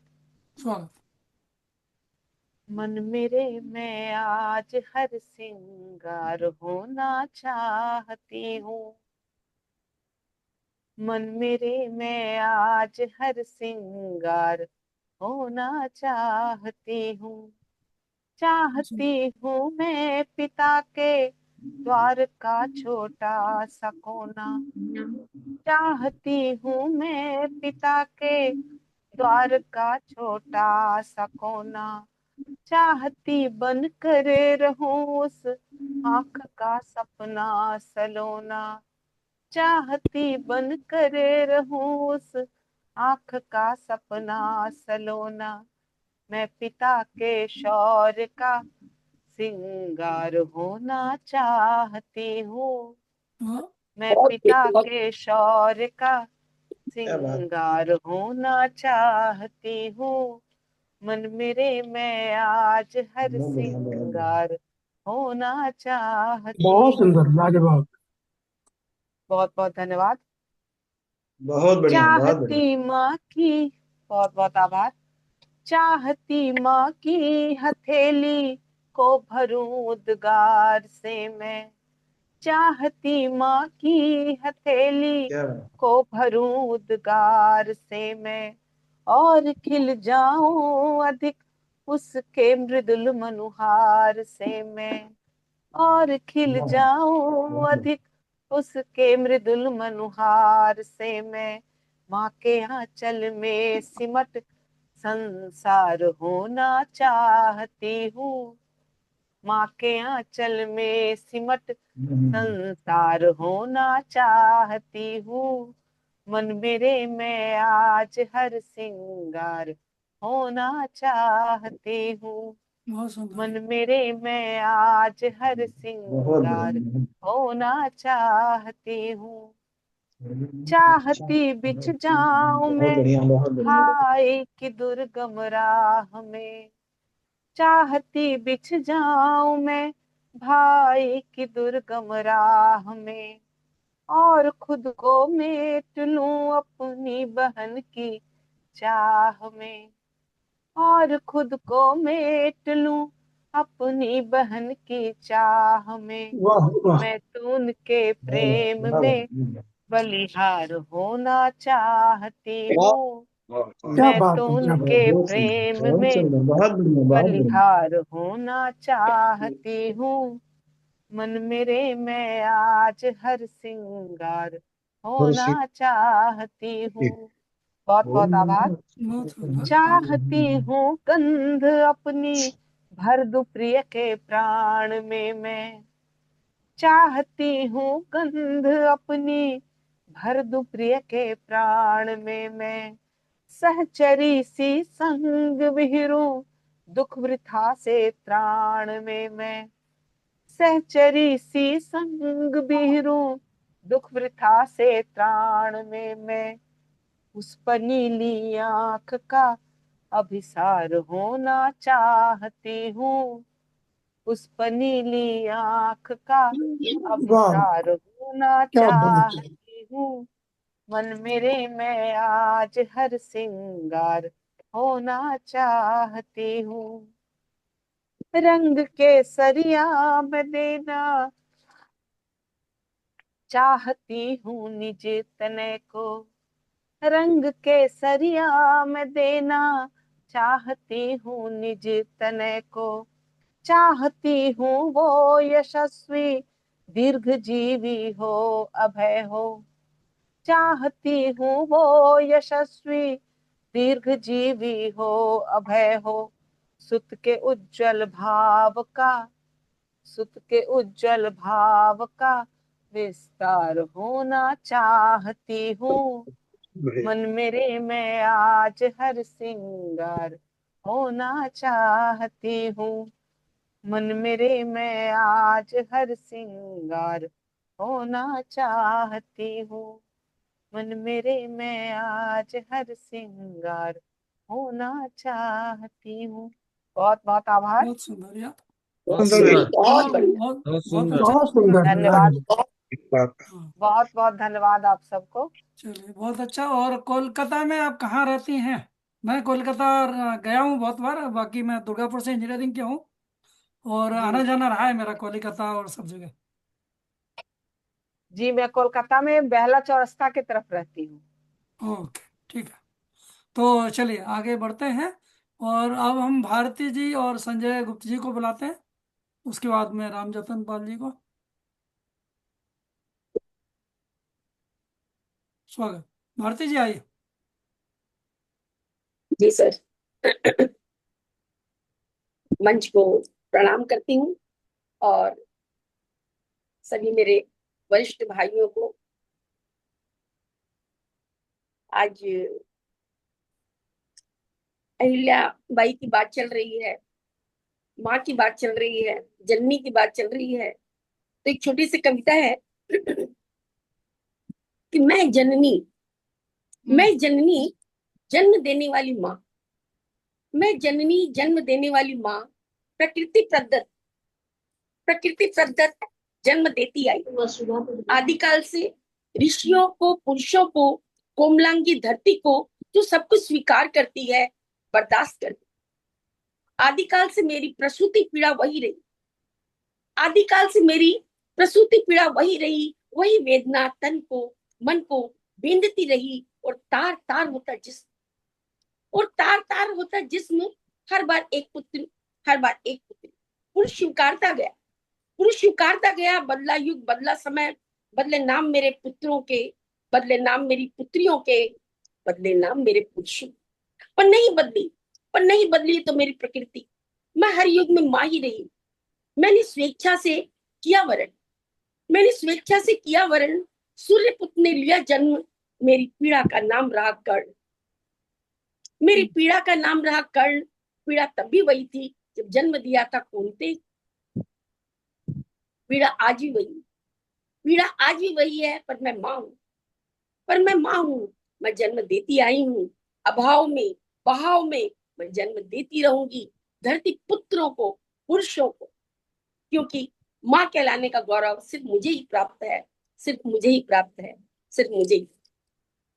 बहुत बहुत शुक्रिया। बढ़िया, बहुत सुंदर। बहुत बढ़िया। बहुत सुंदर, बहुत सुंदर। चार्ज तो, करके दिक्कत बा उन्हें चार्ज करे में दिक्कत होगा का तो भारती जी अभी विजग में हैं और यहाँ आती रहती हैं और वैसे वो सब जगह रही हैं। राजस्थान से भी उनका संबंध है, कोलकाता से भी है।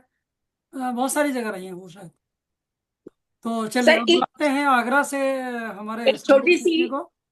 सर अगर आप इजाजत दे तो एक छोटी सी गजल पढ़ना चाहती हूँ। ओके, सुना दीजिए। हाँ जी। मतलब हाजिर मतलब हाजिर है। ढूंढने निकली गली वीरान है, ढूंढने निकली गली वीरान है, हो गया जाने कहाँ इंसान है।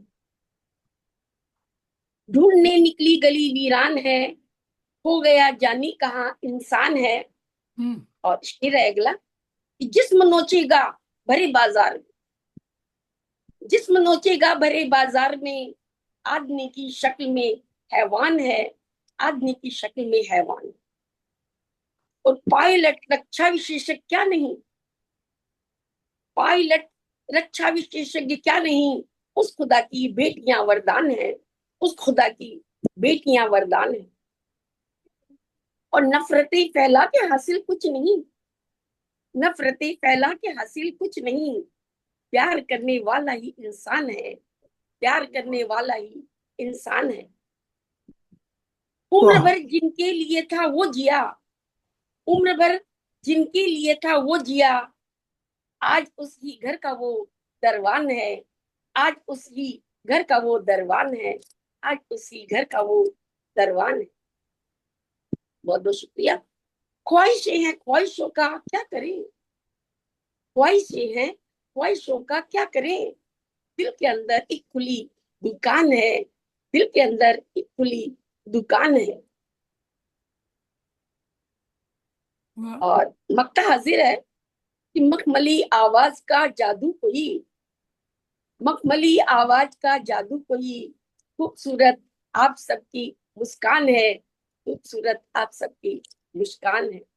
बहुत बहुत शुक्रिया। बहुत सुंदर, बहुत सुंदर, बहुत सुंदर।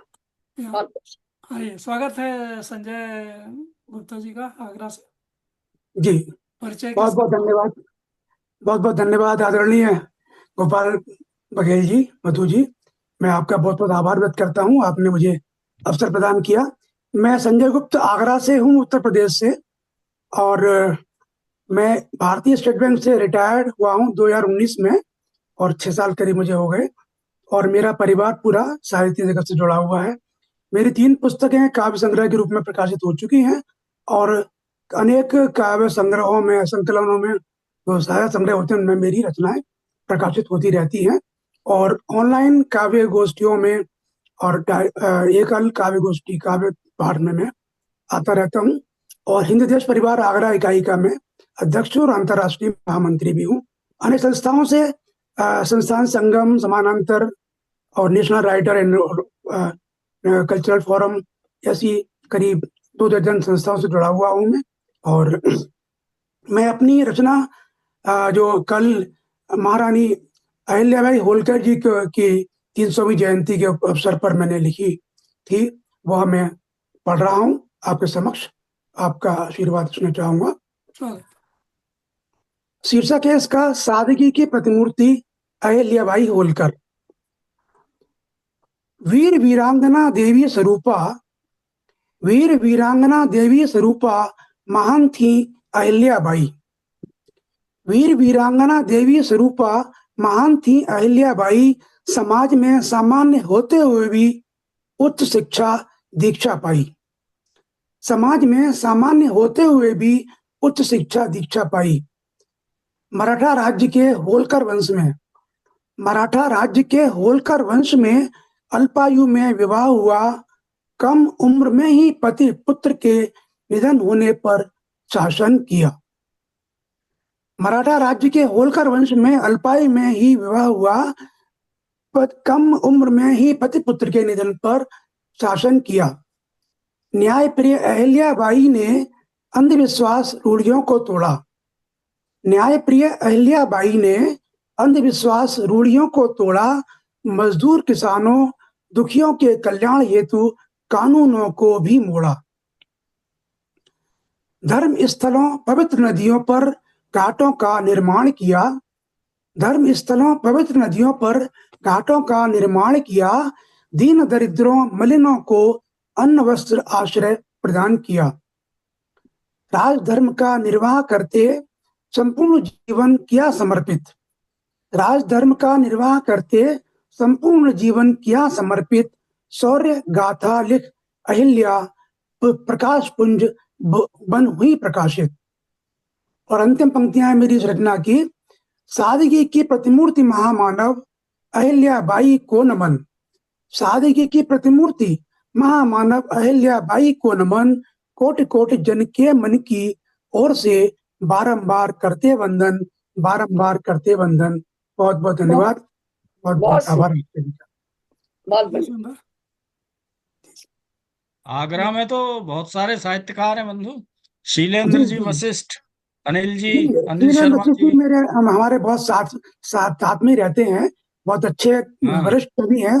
सम्मान हाँ मिल चुका है उनको हाँ हिंदी हाँ। संस्थान से। डॉक्टर चरवणा राजेंद्र निकालते थे, मुझे मुझे बहुत जी छापा उन्होंने चरवणा में। जी जी जी जी अभी बीमार हो चुके हैं, कुछ दिन पहले बहुत हाँ हाँ, बीमार हो मालूम गए है, थे। मालूम। अभी हाँ, हुई अभी थी वार्तालाप।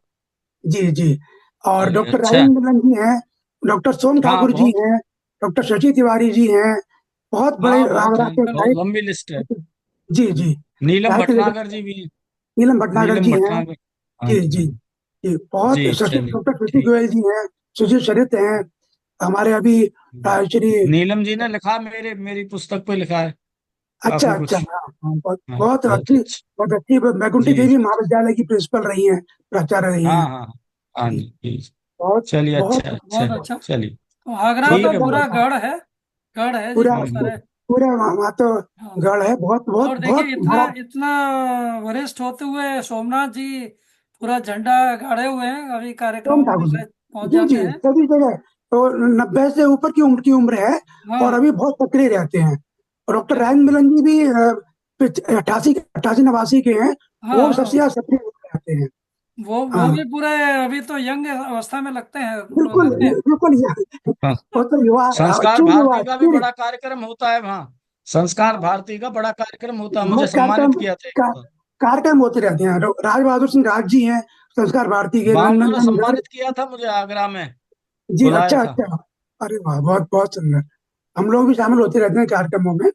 और अभी जो है श्री अशोक अश्रु जी का 75वां मनाया गया है उनका जन्म दिवस, तो उनकी एक पुस्तिका प्रकाशित हुई है गाजियाबाद में। आज वहाँ पर उसका लोकार्पण भी हुआ है। ठीक वो भी बहुत बड़े ठीक है, बढ़िया, अच्छा है। अच्छा है। हाँ जी तो बघेल चलो बहुत जी। बहुत आगे बढ़े। धन्यवाद। जी सर। और हाँ जी अब हाँ जो जी। लोग रह गए हैं उनमें है मुख्यतः एक मिनट, हमारे रामजतन जी और नंद कुमार जी से भी एक बार सुनते हैं, उनका पूरा नहीं हुआ था, उनका मन था एक और सुनाने का। श्यामा जी, चंद्र कुमार जी, तो आइए रामजतन जी आप आइए, उसके बाद में फिर श्यामा जी और चंद कुमार जी और आपको नंद कुमार जी थोड़ा आपको लास्ट में बुलाते हैं, आप थोड़ा जमे रहिए मैदान में। जी हाँ, और भी प्रतीक्षा कर लोग जो लेता हूँ। दोबारा सुनाना चाहे पेड़ों तो का सुना हो जाए। सकते हैं, कोई प्रॉब्लम नहीं है। हाँ जी आइए। मैं भी अगर कहेंगे तो मैं एक और गर्मी कर एक रचना है, वो सुना दूंगा। पहले औरों को ले लीजिए आप, जब आप ओके आदेश हाँ, करेंगे। दूसरे दूसरे दौर में हो जाएगी, ठीक है। ओके। जी जी बिल्कुल बिल्कुल बिल्कुल। चलिए ठीक। मंच को सादर नमस्कार। नमस्कार, सादर प्रणाम सभी को, यथोचित। और मैं तो बड़ा प्रभावित हूँ आदरणीय गोपाल सर से कि ये इतने यंग हैं, इनकी बातें, इनके कार्य इतने दार्शनिक हैं, इतने आध्यात्मिक हैं, इतनी साधना आराधना में लीन रहते हैं, इतनी चीजें हम लोगों को देते हैं कि क्या कहूँ। मैंने इनके लिए कुछ दो चार लिखी हैं, अगर आदेश हो मंच का तो मैं पढ़ दूं। हाँ जी या किस इसीलिए तो साधना बुलाया है। की में डूब गए हो तुम, हम्म। किस साधना की साथ डूब गए हो तुम, किस ईश की शाश्वत में, किस ईश जगत ध्यान व पूजा अर्चना डूब गए हो। और देखें एक पद, की लहरों पर हो सवार, न डूबने की खबर लेने की पार, या उस अनहद नाद के चक तुम, किस साधना की साधना डूबे हो तुम। एक पद और है।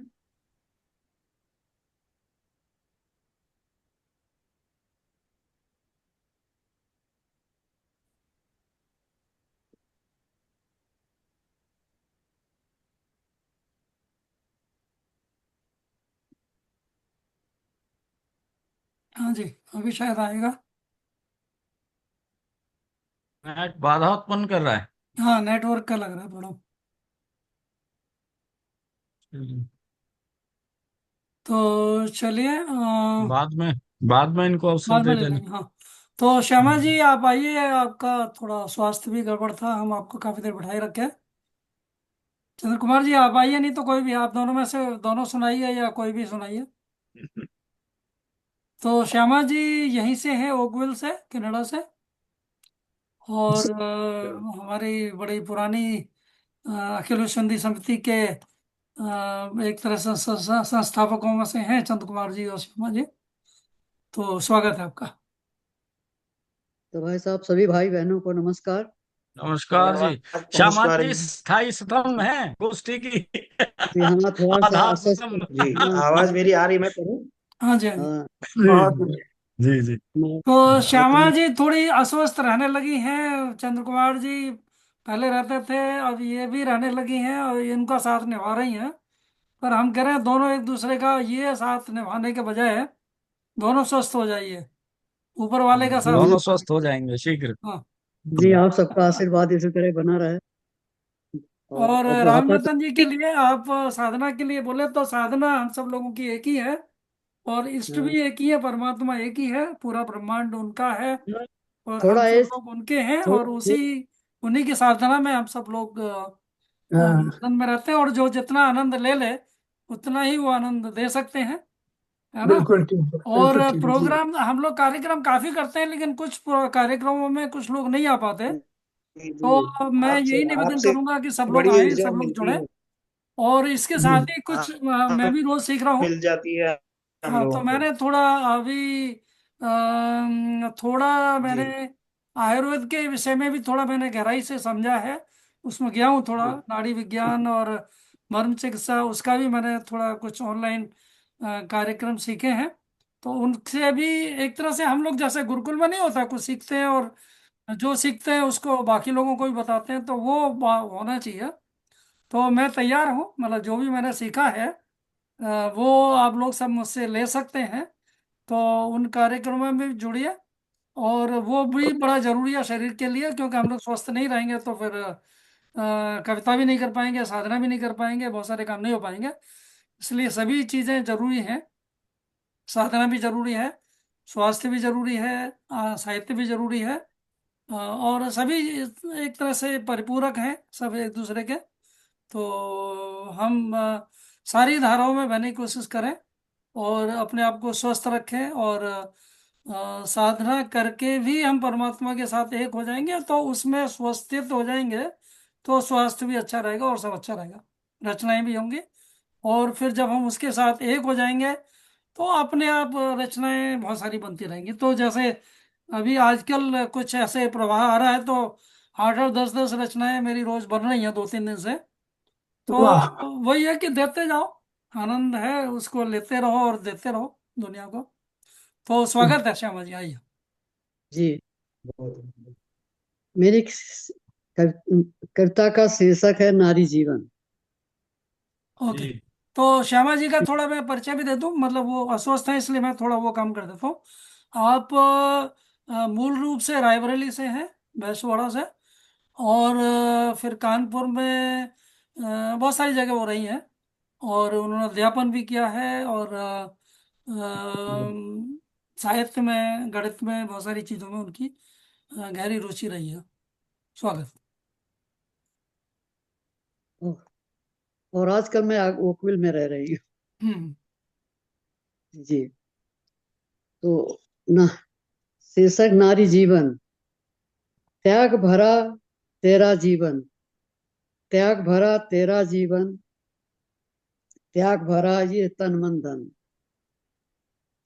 त्याग भरा ये तन मन धन, त्याग त्याग सब त्याग दिया, त्याग त्याग सब त्याग दिया, नारी त्याग भरा तेरा नारी जीवन, त्याग दिया बाबुल का आंगन, त्याग दिया बाबुल का आंगन, त्याग दिया अपना बचपन, त्याग भरा नारी जीवन, त्याग भरा तेरा जीवन, त्याग दिया सब सखी सहेलियां, त्याग दिया बचपन की गलियां, त्याग दिया सब सखी सहेलियां, त्याग दिया बचपन की गलियां, त्याग भरा तेरा जीवन, त्याग भरा नारी जीवन, त्याग दिया माँ का आंचल, त्याग दिया माँ का आंचल, त्याग दिया अपना मधुबन, त्याग दिया अपना मधुबन, त्याग भरा तेरा जीवन, त्याग भरा नारी जीवन, अनजानी अनचाही राहों पर, अनजानी अनचाही राहों पर चलकर बिता दिया अपना जीवन,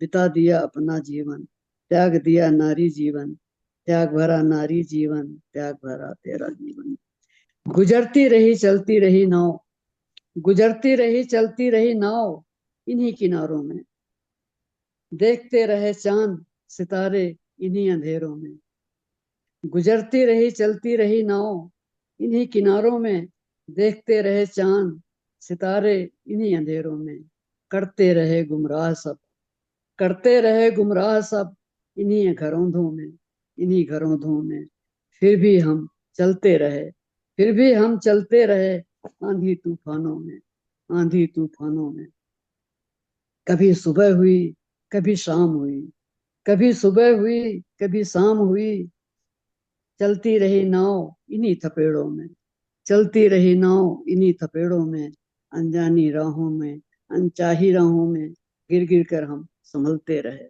गिर गिर कर हम संभलते रहे इन्हीं राहों में, ना इन्हीं राहों में, गुजरती रही चलती रही नाव इन्हीं किनारों में, नारी तेरा त्याग भरा तेरा जीवन, त्याग भरा ये तन मन धन, त्याग भरा ये तन मन धन। धन्यवाद। बहुत बढ़िया। बहुत अच्छा। बहुत सुंदर। ओके, या तो अब एक मिनट, थोड़ा संजय जी दो और सुनाना चाहते थे शायद, अनंत कुमार जी और कौन बचे हैं। चले, तो ऐसा करते हैं कि पहले मिश्रा जी को बुला लेते हैं। अनंत कुमार जी आप आइए। जी हाँ स्वागत। जी, ठीक है, जैसा आदेश। मंच को नमन सहित एक मैथिली कविता सुना देने की अनुमति चाहता हूँ, जो छोटी सी कविता है। तमसो माँ ज्योतिर्गमय शीर्षक से ही है। फुसिए नष्ट करी नहीं ऊर्जा, देशक किछुतो ध्यान धरी, दीपावली दीप पाबनि थिक, एतबा धरि संज्ञान करी। बेमतलब छुरछुरी फटक्का, भारतीय संस्कृति विरुद्ध, पर्यावरण प्रदूषण संगहि, स्वास्थ्य बाल वृद्धक अवरुद्ध, स्नेह वर्तिका दीप सम्मिलन, बरख बरख पर आबि रहल एहन सुजोग, मुदा ई भुकभुकिया बिजुरी दाबि रहल। लाख इजोर केने अस्तित्वक कथमपि नहीं, अन्हार मेटत ले सब मोनक दीपक तखनहि, ज्योतिर्मय साम्राज्य भेटत। वंदे भारत मातरम। वाह, बहुत सुंदर। गुप्ता जी आप आइए। जी। बहुत गर्मी है भारत में। मैं इस समय अमेरिका में हूँ, कुछ दिन के लिए आया हुआ हूँ। अच्छा अच्छा, और यहाँ हम तो सोचे आप आगरा में ही हैं। अभी मैं कुछ दिन के लिए आया हूँ, 15 जून को वापसी है मेरी यहाँ से। तो थोड़े सा ये गर्म कपड़े भी यहाँ पर चल रहे हैं। हाँ हाँ। हालांकि बहुत ज्यादा गर्मी नहीं है, लेकिन ठंड भी नहीं है, लेकिन कल से बारिश हो गई थी तो मौसम ठंडा हो गया। नहीं तो है, ठंडा है थोड़ा, यहाँ भी कनाडा में भी ठंडा है। ठंडा होगा, हाँ हाँ। तो लेकिन गर्मी का एहसास तो हम लोगों को वहाँ से हो ही रहा है। तो गर्मी के विषय में मैंने एक रचना लिखी है, उफ ये गर्मी, प्रकृति दोहन का फल। तो यह मैं आपके समक्ष रख रहा हूँ। उफ ये गर्मी जब मुख से निकले तब समझो गर्मी है। उफ ये गर्मी जब मुख से निकले तब समझो गर्मी है। प्रभात की प्रथम किरण ही जब गरमाए तब समझो गर्मी है। प्रभात की प्रथम किरण ही जब गरमाए तब समझो गर्मी है। स्नान ध्यान करने को नल में, स्नान ध्यान करने को नल में पानी की बूंदियां ही टपके। स्नान ध्यान करने को नल में पानी की बूंदें ही टपके। पसीने में नहाने की मजबूरी हो जाए तब समझो गर्मी है। उफ ये गर्मी जब मुख से निकले तब समझो गर्मी है। आबाल वृद्ध नर नारी चाहें, आबाल वृद्ध नर नारी चाहें खान पान में केवल ठंडा ही ठंडा। आबाल वृद्ध नर नारी चाहें खान पान में केवल ठंडा ही ठंडा। शीतल पेय से गायब हो जाए शीतलता तब समझो गर्मी है। उफ ये गर्मी जब मुख से निकले तब समझो गर्मी है। गला खराब जल्दी हो जाएगा। कूलर एसी दिन रात चल रहे, कूलर एसी दिन रात चल रहे, घर ऑफिस वाहनों में भी। कूलर एसी दिन रात चल रहे, घर ऑफिस वाहनों में भी। बिजली गुल होने पर इन्वर्टर भी रोए तब समझो गर्मी है। उफ ये गर्मी जब मुख से निकले तब समझो गर्मी है। और अंतिम पंक्तियां इस छोटी सी रचना की। प्रकृति का दोहन करने का फल भोग रहा है देखो मानव। प्रकृति का दोहन करने का फल भोग रहा है देखो मानव। प्रदूषण को रोकना होगा वरना कहते रहना उफ ये गर्मी है। उफ ये गर्मी जब मुख से निकले तब समझो गर्मी है, तब समझो गर्मी है। बहुत बहुत धन्यवाद, बहुत बहुत आभार। बहुत अच्छा। जी तो चलिए एक आध मैं अपनी बात कर सकता हूँ, और इससे पहले थोड़ा कौन बचे, सब हो गए। व्यतीत जी आपका कुछ मूड है? हाँ, आपकी आज्ञा हो तो। हाँ बिल्कुल, स्वागत। स्वागत है समय सर, बड़ी स्वागत। जल्दी से समय बड़ी जल्दी से बीतता है, बहुत शीघ्रता से। हाँ समय का घोड़ा हाथ नहीं आता किसी के। बिल्कुल बिल्कुल। अभी अभी तो दिन निकला था, सूरज अठ खेली करता था। पता कहाँ चल पाया मुझको, इतनी जल्दी सांझ हो गई। पता कहाँ चल पाया मुझको, इतनी जल्दी सांझ हो गई। दिन बीता सपने सा खाली, फिर अंधियारी रात हो गई। दिन बीता सपने सा खाली, फिर अंधियारी रात हो गई। दिख रहा था अभी सामने, हाथ बढ़ा कर छूना चाहा। पर माया मृग बन कर खुद को खुद से दूर बहुत ही पाया। पर माया, भाई साहब सुनिए वाह, बघेल जी। बहुत बिल्कुल। पर माया मृग बन कर खुद को खुद से दूर बहुत ही पाया। कहाँ कहाँ ढूंढा फिर खुद को, सब कोशिश बेकार हो गई। कहाँ कहाँ ढूंढा फिर सबको, खुद को सब कोशिश बेकार हो गई। देखिए, आंखों का विश्वास अगर मैं कर भी लूं तो नादानी है। हम देखते कुछ हैं, सोचते कुछ हैं। बिल्कुल। जी आंखों का विश्वास अगर मैं कर भी लूं तो नादानी है। बिना बताए कहाँ उलझ लें, वे पीड़ा से अनजानी है। उनका क्या वे उलझ उलझ कर मुझको बेहद बेहद पीर दे गई।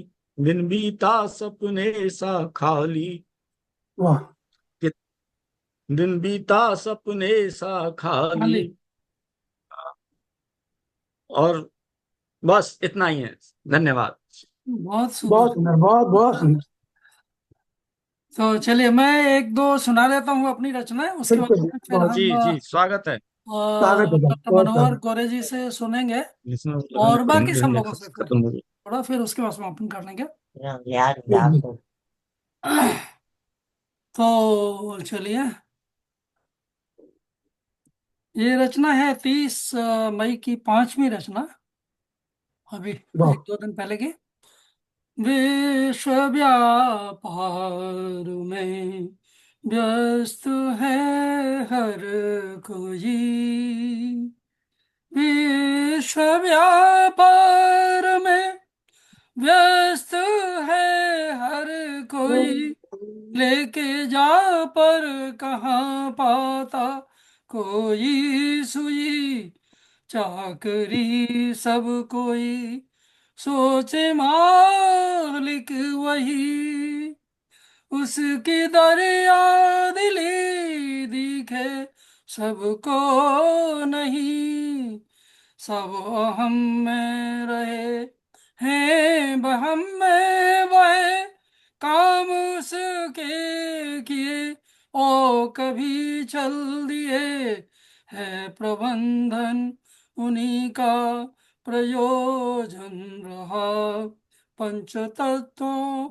और जीवों का डेरा रहा, प्रकृति उनकी सुशासन यहाँ कर रही, मधु की अनुभूति आनंद है दे रही, विश्व व्यापार में व्यस्त है हर कोई, लेके हम्म। जा पर कहाँ पाता कोई सुई। और आगे वाह। है उसी दिन की 30 मई की है, लपकता कोई है, कोई झपटता कोई आता यहाँ, और है फिर टपकता कोई आ चिपकता, कोई है भागता कोई भाता, ओ कोई कहाँ भावता, लूटने कोई आता और लुटता स्वयं, लॉटरी जैसे लालच में खोता बहुत, वे न चाहते चले हैं सभी को जगत, प्रकृति करना चाहे है सभी की महत, नजर उनकी है हर चाल हर जीव की, मधुचरण उनके पकड़े कृपा चाहता, है वाह। लपकता कोई है, वाह। कोई झपटता कोई आता यहाँ, ओ है फिर टपकता। क्या बात। और और एक आध बहुत सुंदर। ये है 30 मई की ही, और हम्म। एच माने ABCDEFGH, तो ये शायद हम्म। 8वीं हो गई। हम्म। विश्व उनके न मुझको कोई काम है, सृष्टि उनकी स्वचालित स्वयं भाव है, भूखड़ी सी यहाँ मूल जो लग रही, शून्य में वो सफर पल हर एक कर रही, चंद्र शिशुवत समर्पित है विचरा किया, सूर्य मणिपुर प्रकट प्रकृत ऊर्जा दिया, है अनाहत में वायु सदा बह रही, कंठ हर शून्य आके है सहला रहा, चित अहम महत आज्ञा है उनके रहे, गुरु सहस्रार बैठे सने ही रहे, पिंड हर वे रहे बोधि बुद्धि दिए, रूप अपना स्वरूपित है उनमें किए, मधु कहाँ है अलग प्रभु के सारूप्य है, वह निदेशन सगुण के स्वतः सिद्ध है, पिंड हर वे रहे बोधि बुद्धि दिए, रूप अपना स्वरूपित है उनमें किए, मधु कहाँ है अलग प्रभु के सारूप्य है, वह निदेशन सगुण के स्वतः सिद्ध है, विश्व उनके न मुझको कोई काम है, सृष्टि उनकी स्वचालित स्वयं भाव है। चलो वाह एक और अंतिम 31 मई कल की पहली रचना। सब स्वतः सब स्वतः सब स्वतः सब सतह विश्व व्यवहार में, प्रकृति प्राकृत प्राकृत प्रकट ब्रह्म साम्राज्य में, श्रेष्ठ आया यहाँ अपना प्रारब्ध ले, भोग करता चले जो करे वो भरे, वो ये संस्कार जो खेह करने पड़े, शून्य में जो रहे ना वो विचलित रहे, चित्त व्यारों में जो जग में स्थिर रहे, चित्त व्यारों में जो जग में स्थिर रहे, वे अहम सौंप कर मैं तो भावों फिरे, वे यथायथ करे मन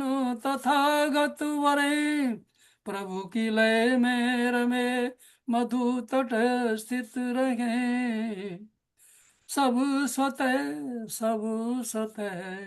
विश्व व्यवहार में, सब स्वतः विश्व व्यवहार में, प्रकृति प्राकृत प्रकट ब्रह्म साम्राज्य में। वाह बहुत सुंदर, बहुत सुंदर। ये आपकी 8वीं रचना थोड़ी है, तो एक ही रचना है आपकी सारी। नहीं आजकल आप लोगों का वो है एक तरह से तरंग है, तो ये रोज हाँ रोज 7-8 तभी तो कह रहे नहीं हैं है। तभी तो कह रहे हैं एक ही रचना है। एक ही रचना है पूरी, ठीक बात, बिल्कुल ठीक। हाँ, वैसे चलिए तो एक बहुत ही है, साधुवाद, बहुत बढ़िया, वैसे तो बहुत सुंदर। ब्राह्मी भाव में सब एक ही रचना लगती है हाँ ना। सुंदर, साधुवाद आपको, या, बहुत बढ़िया। बहुत चलिए सुंदर, बढ़िया। समाप्ति योर। तो समाप्ति करते हैं और डॉक्टर मनोहर गोरे गोरे गोरे गोरे साहब आप हैं तो आइए। प्रणाम साहब। हाँ जी, आज की इस तो थोड़ा समापन आप देख के रूम में कीजिए और मैं फिर अंत में गुरु पूजा करके समाप्त कर देंगे। संक्षिप्त में आज की यह कवि गोष्ठी मधुरस वर्षा और मधुरस प्रदान कर रही है ये, और हमारे अध्यक्ष महोदय जो है अपने नाम के अनुकूल गोपाल प्रसाद जी मधु, और वास्तव में इनकी हर कविता में लय ताल सुर धर्म दर्शन और अध्यात्म भरा हुआ है और बड़ी गंभीर और चिंतनीय है। इसको समग्र रूप से यदि चिंतन करें तो वास्तव में ईश्वर की ही इसमें आराधना है। इसके साथ ही आज जो है इस विश्व कवि गोष्ठी में मेरे सभी वरिष्ठ साथीगण, साहित्यकारगण, भाई और बहन जो सम्मिलित हुए, उन सब से मैं बड़ा अभिभूत हुआ। कोलकाता, फरीदाबाद, दिल्ली, आगरा, इन सभी से मेरा कहीं न कहीं रिश्ता रहा है और यहाँ मेरा रहना भी कुछ समय हुआ है। तो जो रचनाएं हुई उसमें अहिल्याबाई होलकर, नारी शक्ति, धरती माता, समय, हर चीजों का इसमें उल्लेख हुआ है। वो कुछ कुछ चीजें मैंने अभी अभी लिखी, बाकी उनको छोड़ते हुए कभी और उल्लेख करेंगे उसका। बाकी अक्षर और शब्द, अक्षरों से शब्द बनते हैं और शब्दों को हम ब्रह्म कहते हैं। मेरी अधिकांश रचनाएं जो है कोई विषय जब दिया जाता है उसके ऊपर मैं कविताएं बना देता हूँ। मेरे एक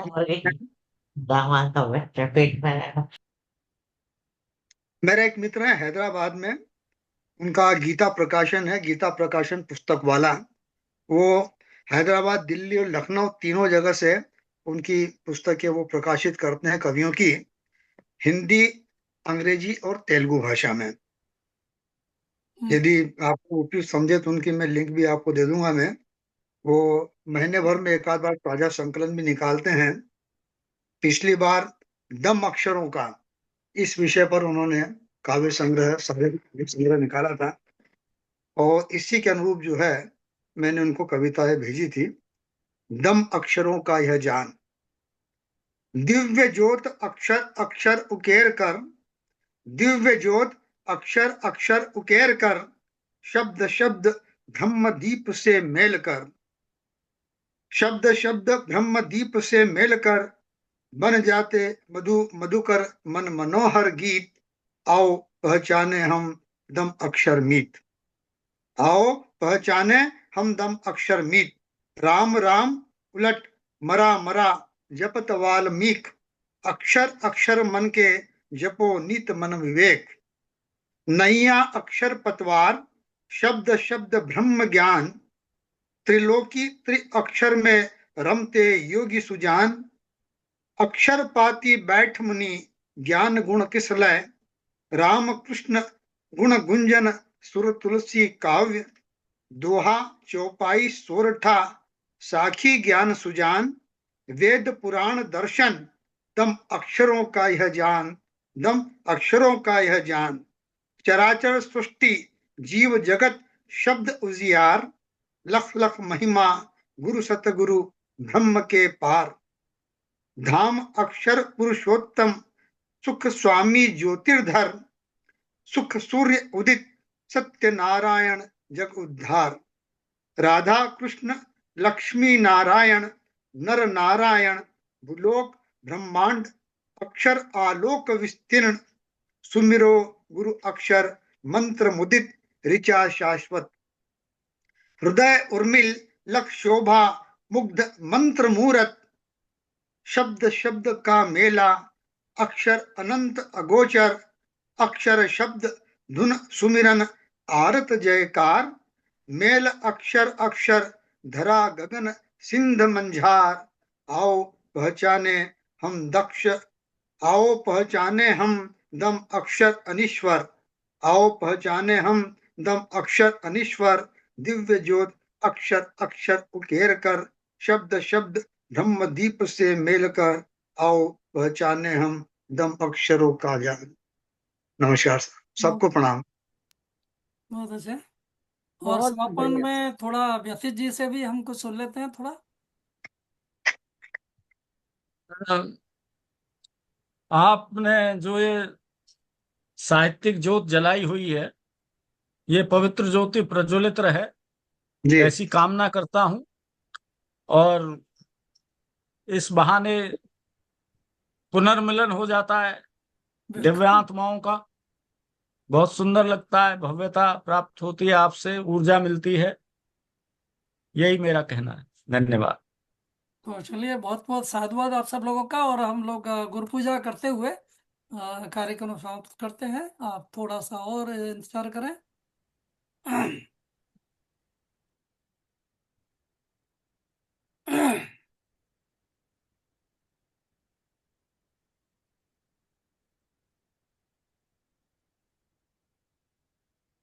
अखंड, ये हम लोग 3 बार करेंगे, और तीनों बार आप अलग अलग पुष्प हाथों में लेके 3 मंत्रों के साथ में गुरु को समर्पित करें। अखंड मंडलाकारं व्याप्तं येन चराचरं तत्पदं दर्शितं येन तस्मै श्री गुरुवे नमः। अज्ञानतिमिरान्धस्य ज्ञानाञ्जनशलाकया चक्षुरुन्मीलितं येन तस्मै श्री गुरुवे नमः। गुरुर्ब्रह्मा गुरुर्विष्णु गुरुर्देव महेश्वर, गुरुरेव परं ब्रह्म तस्मै श्री गुरुवे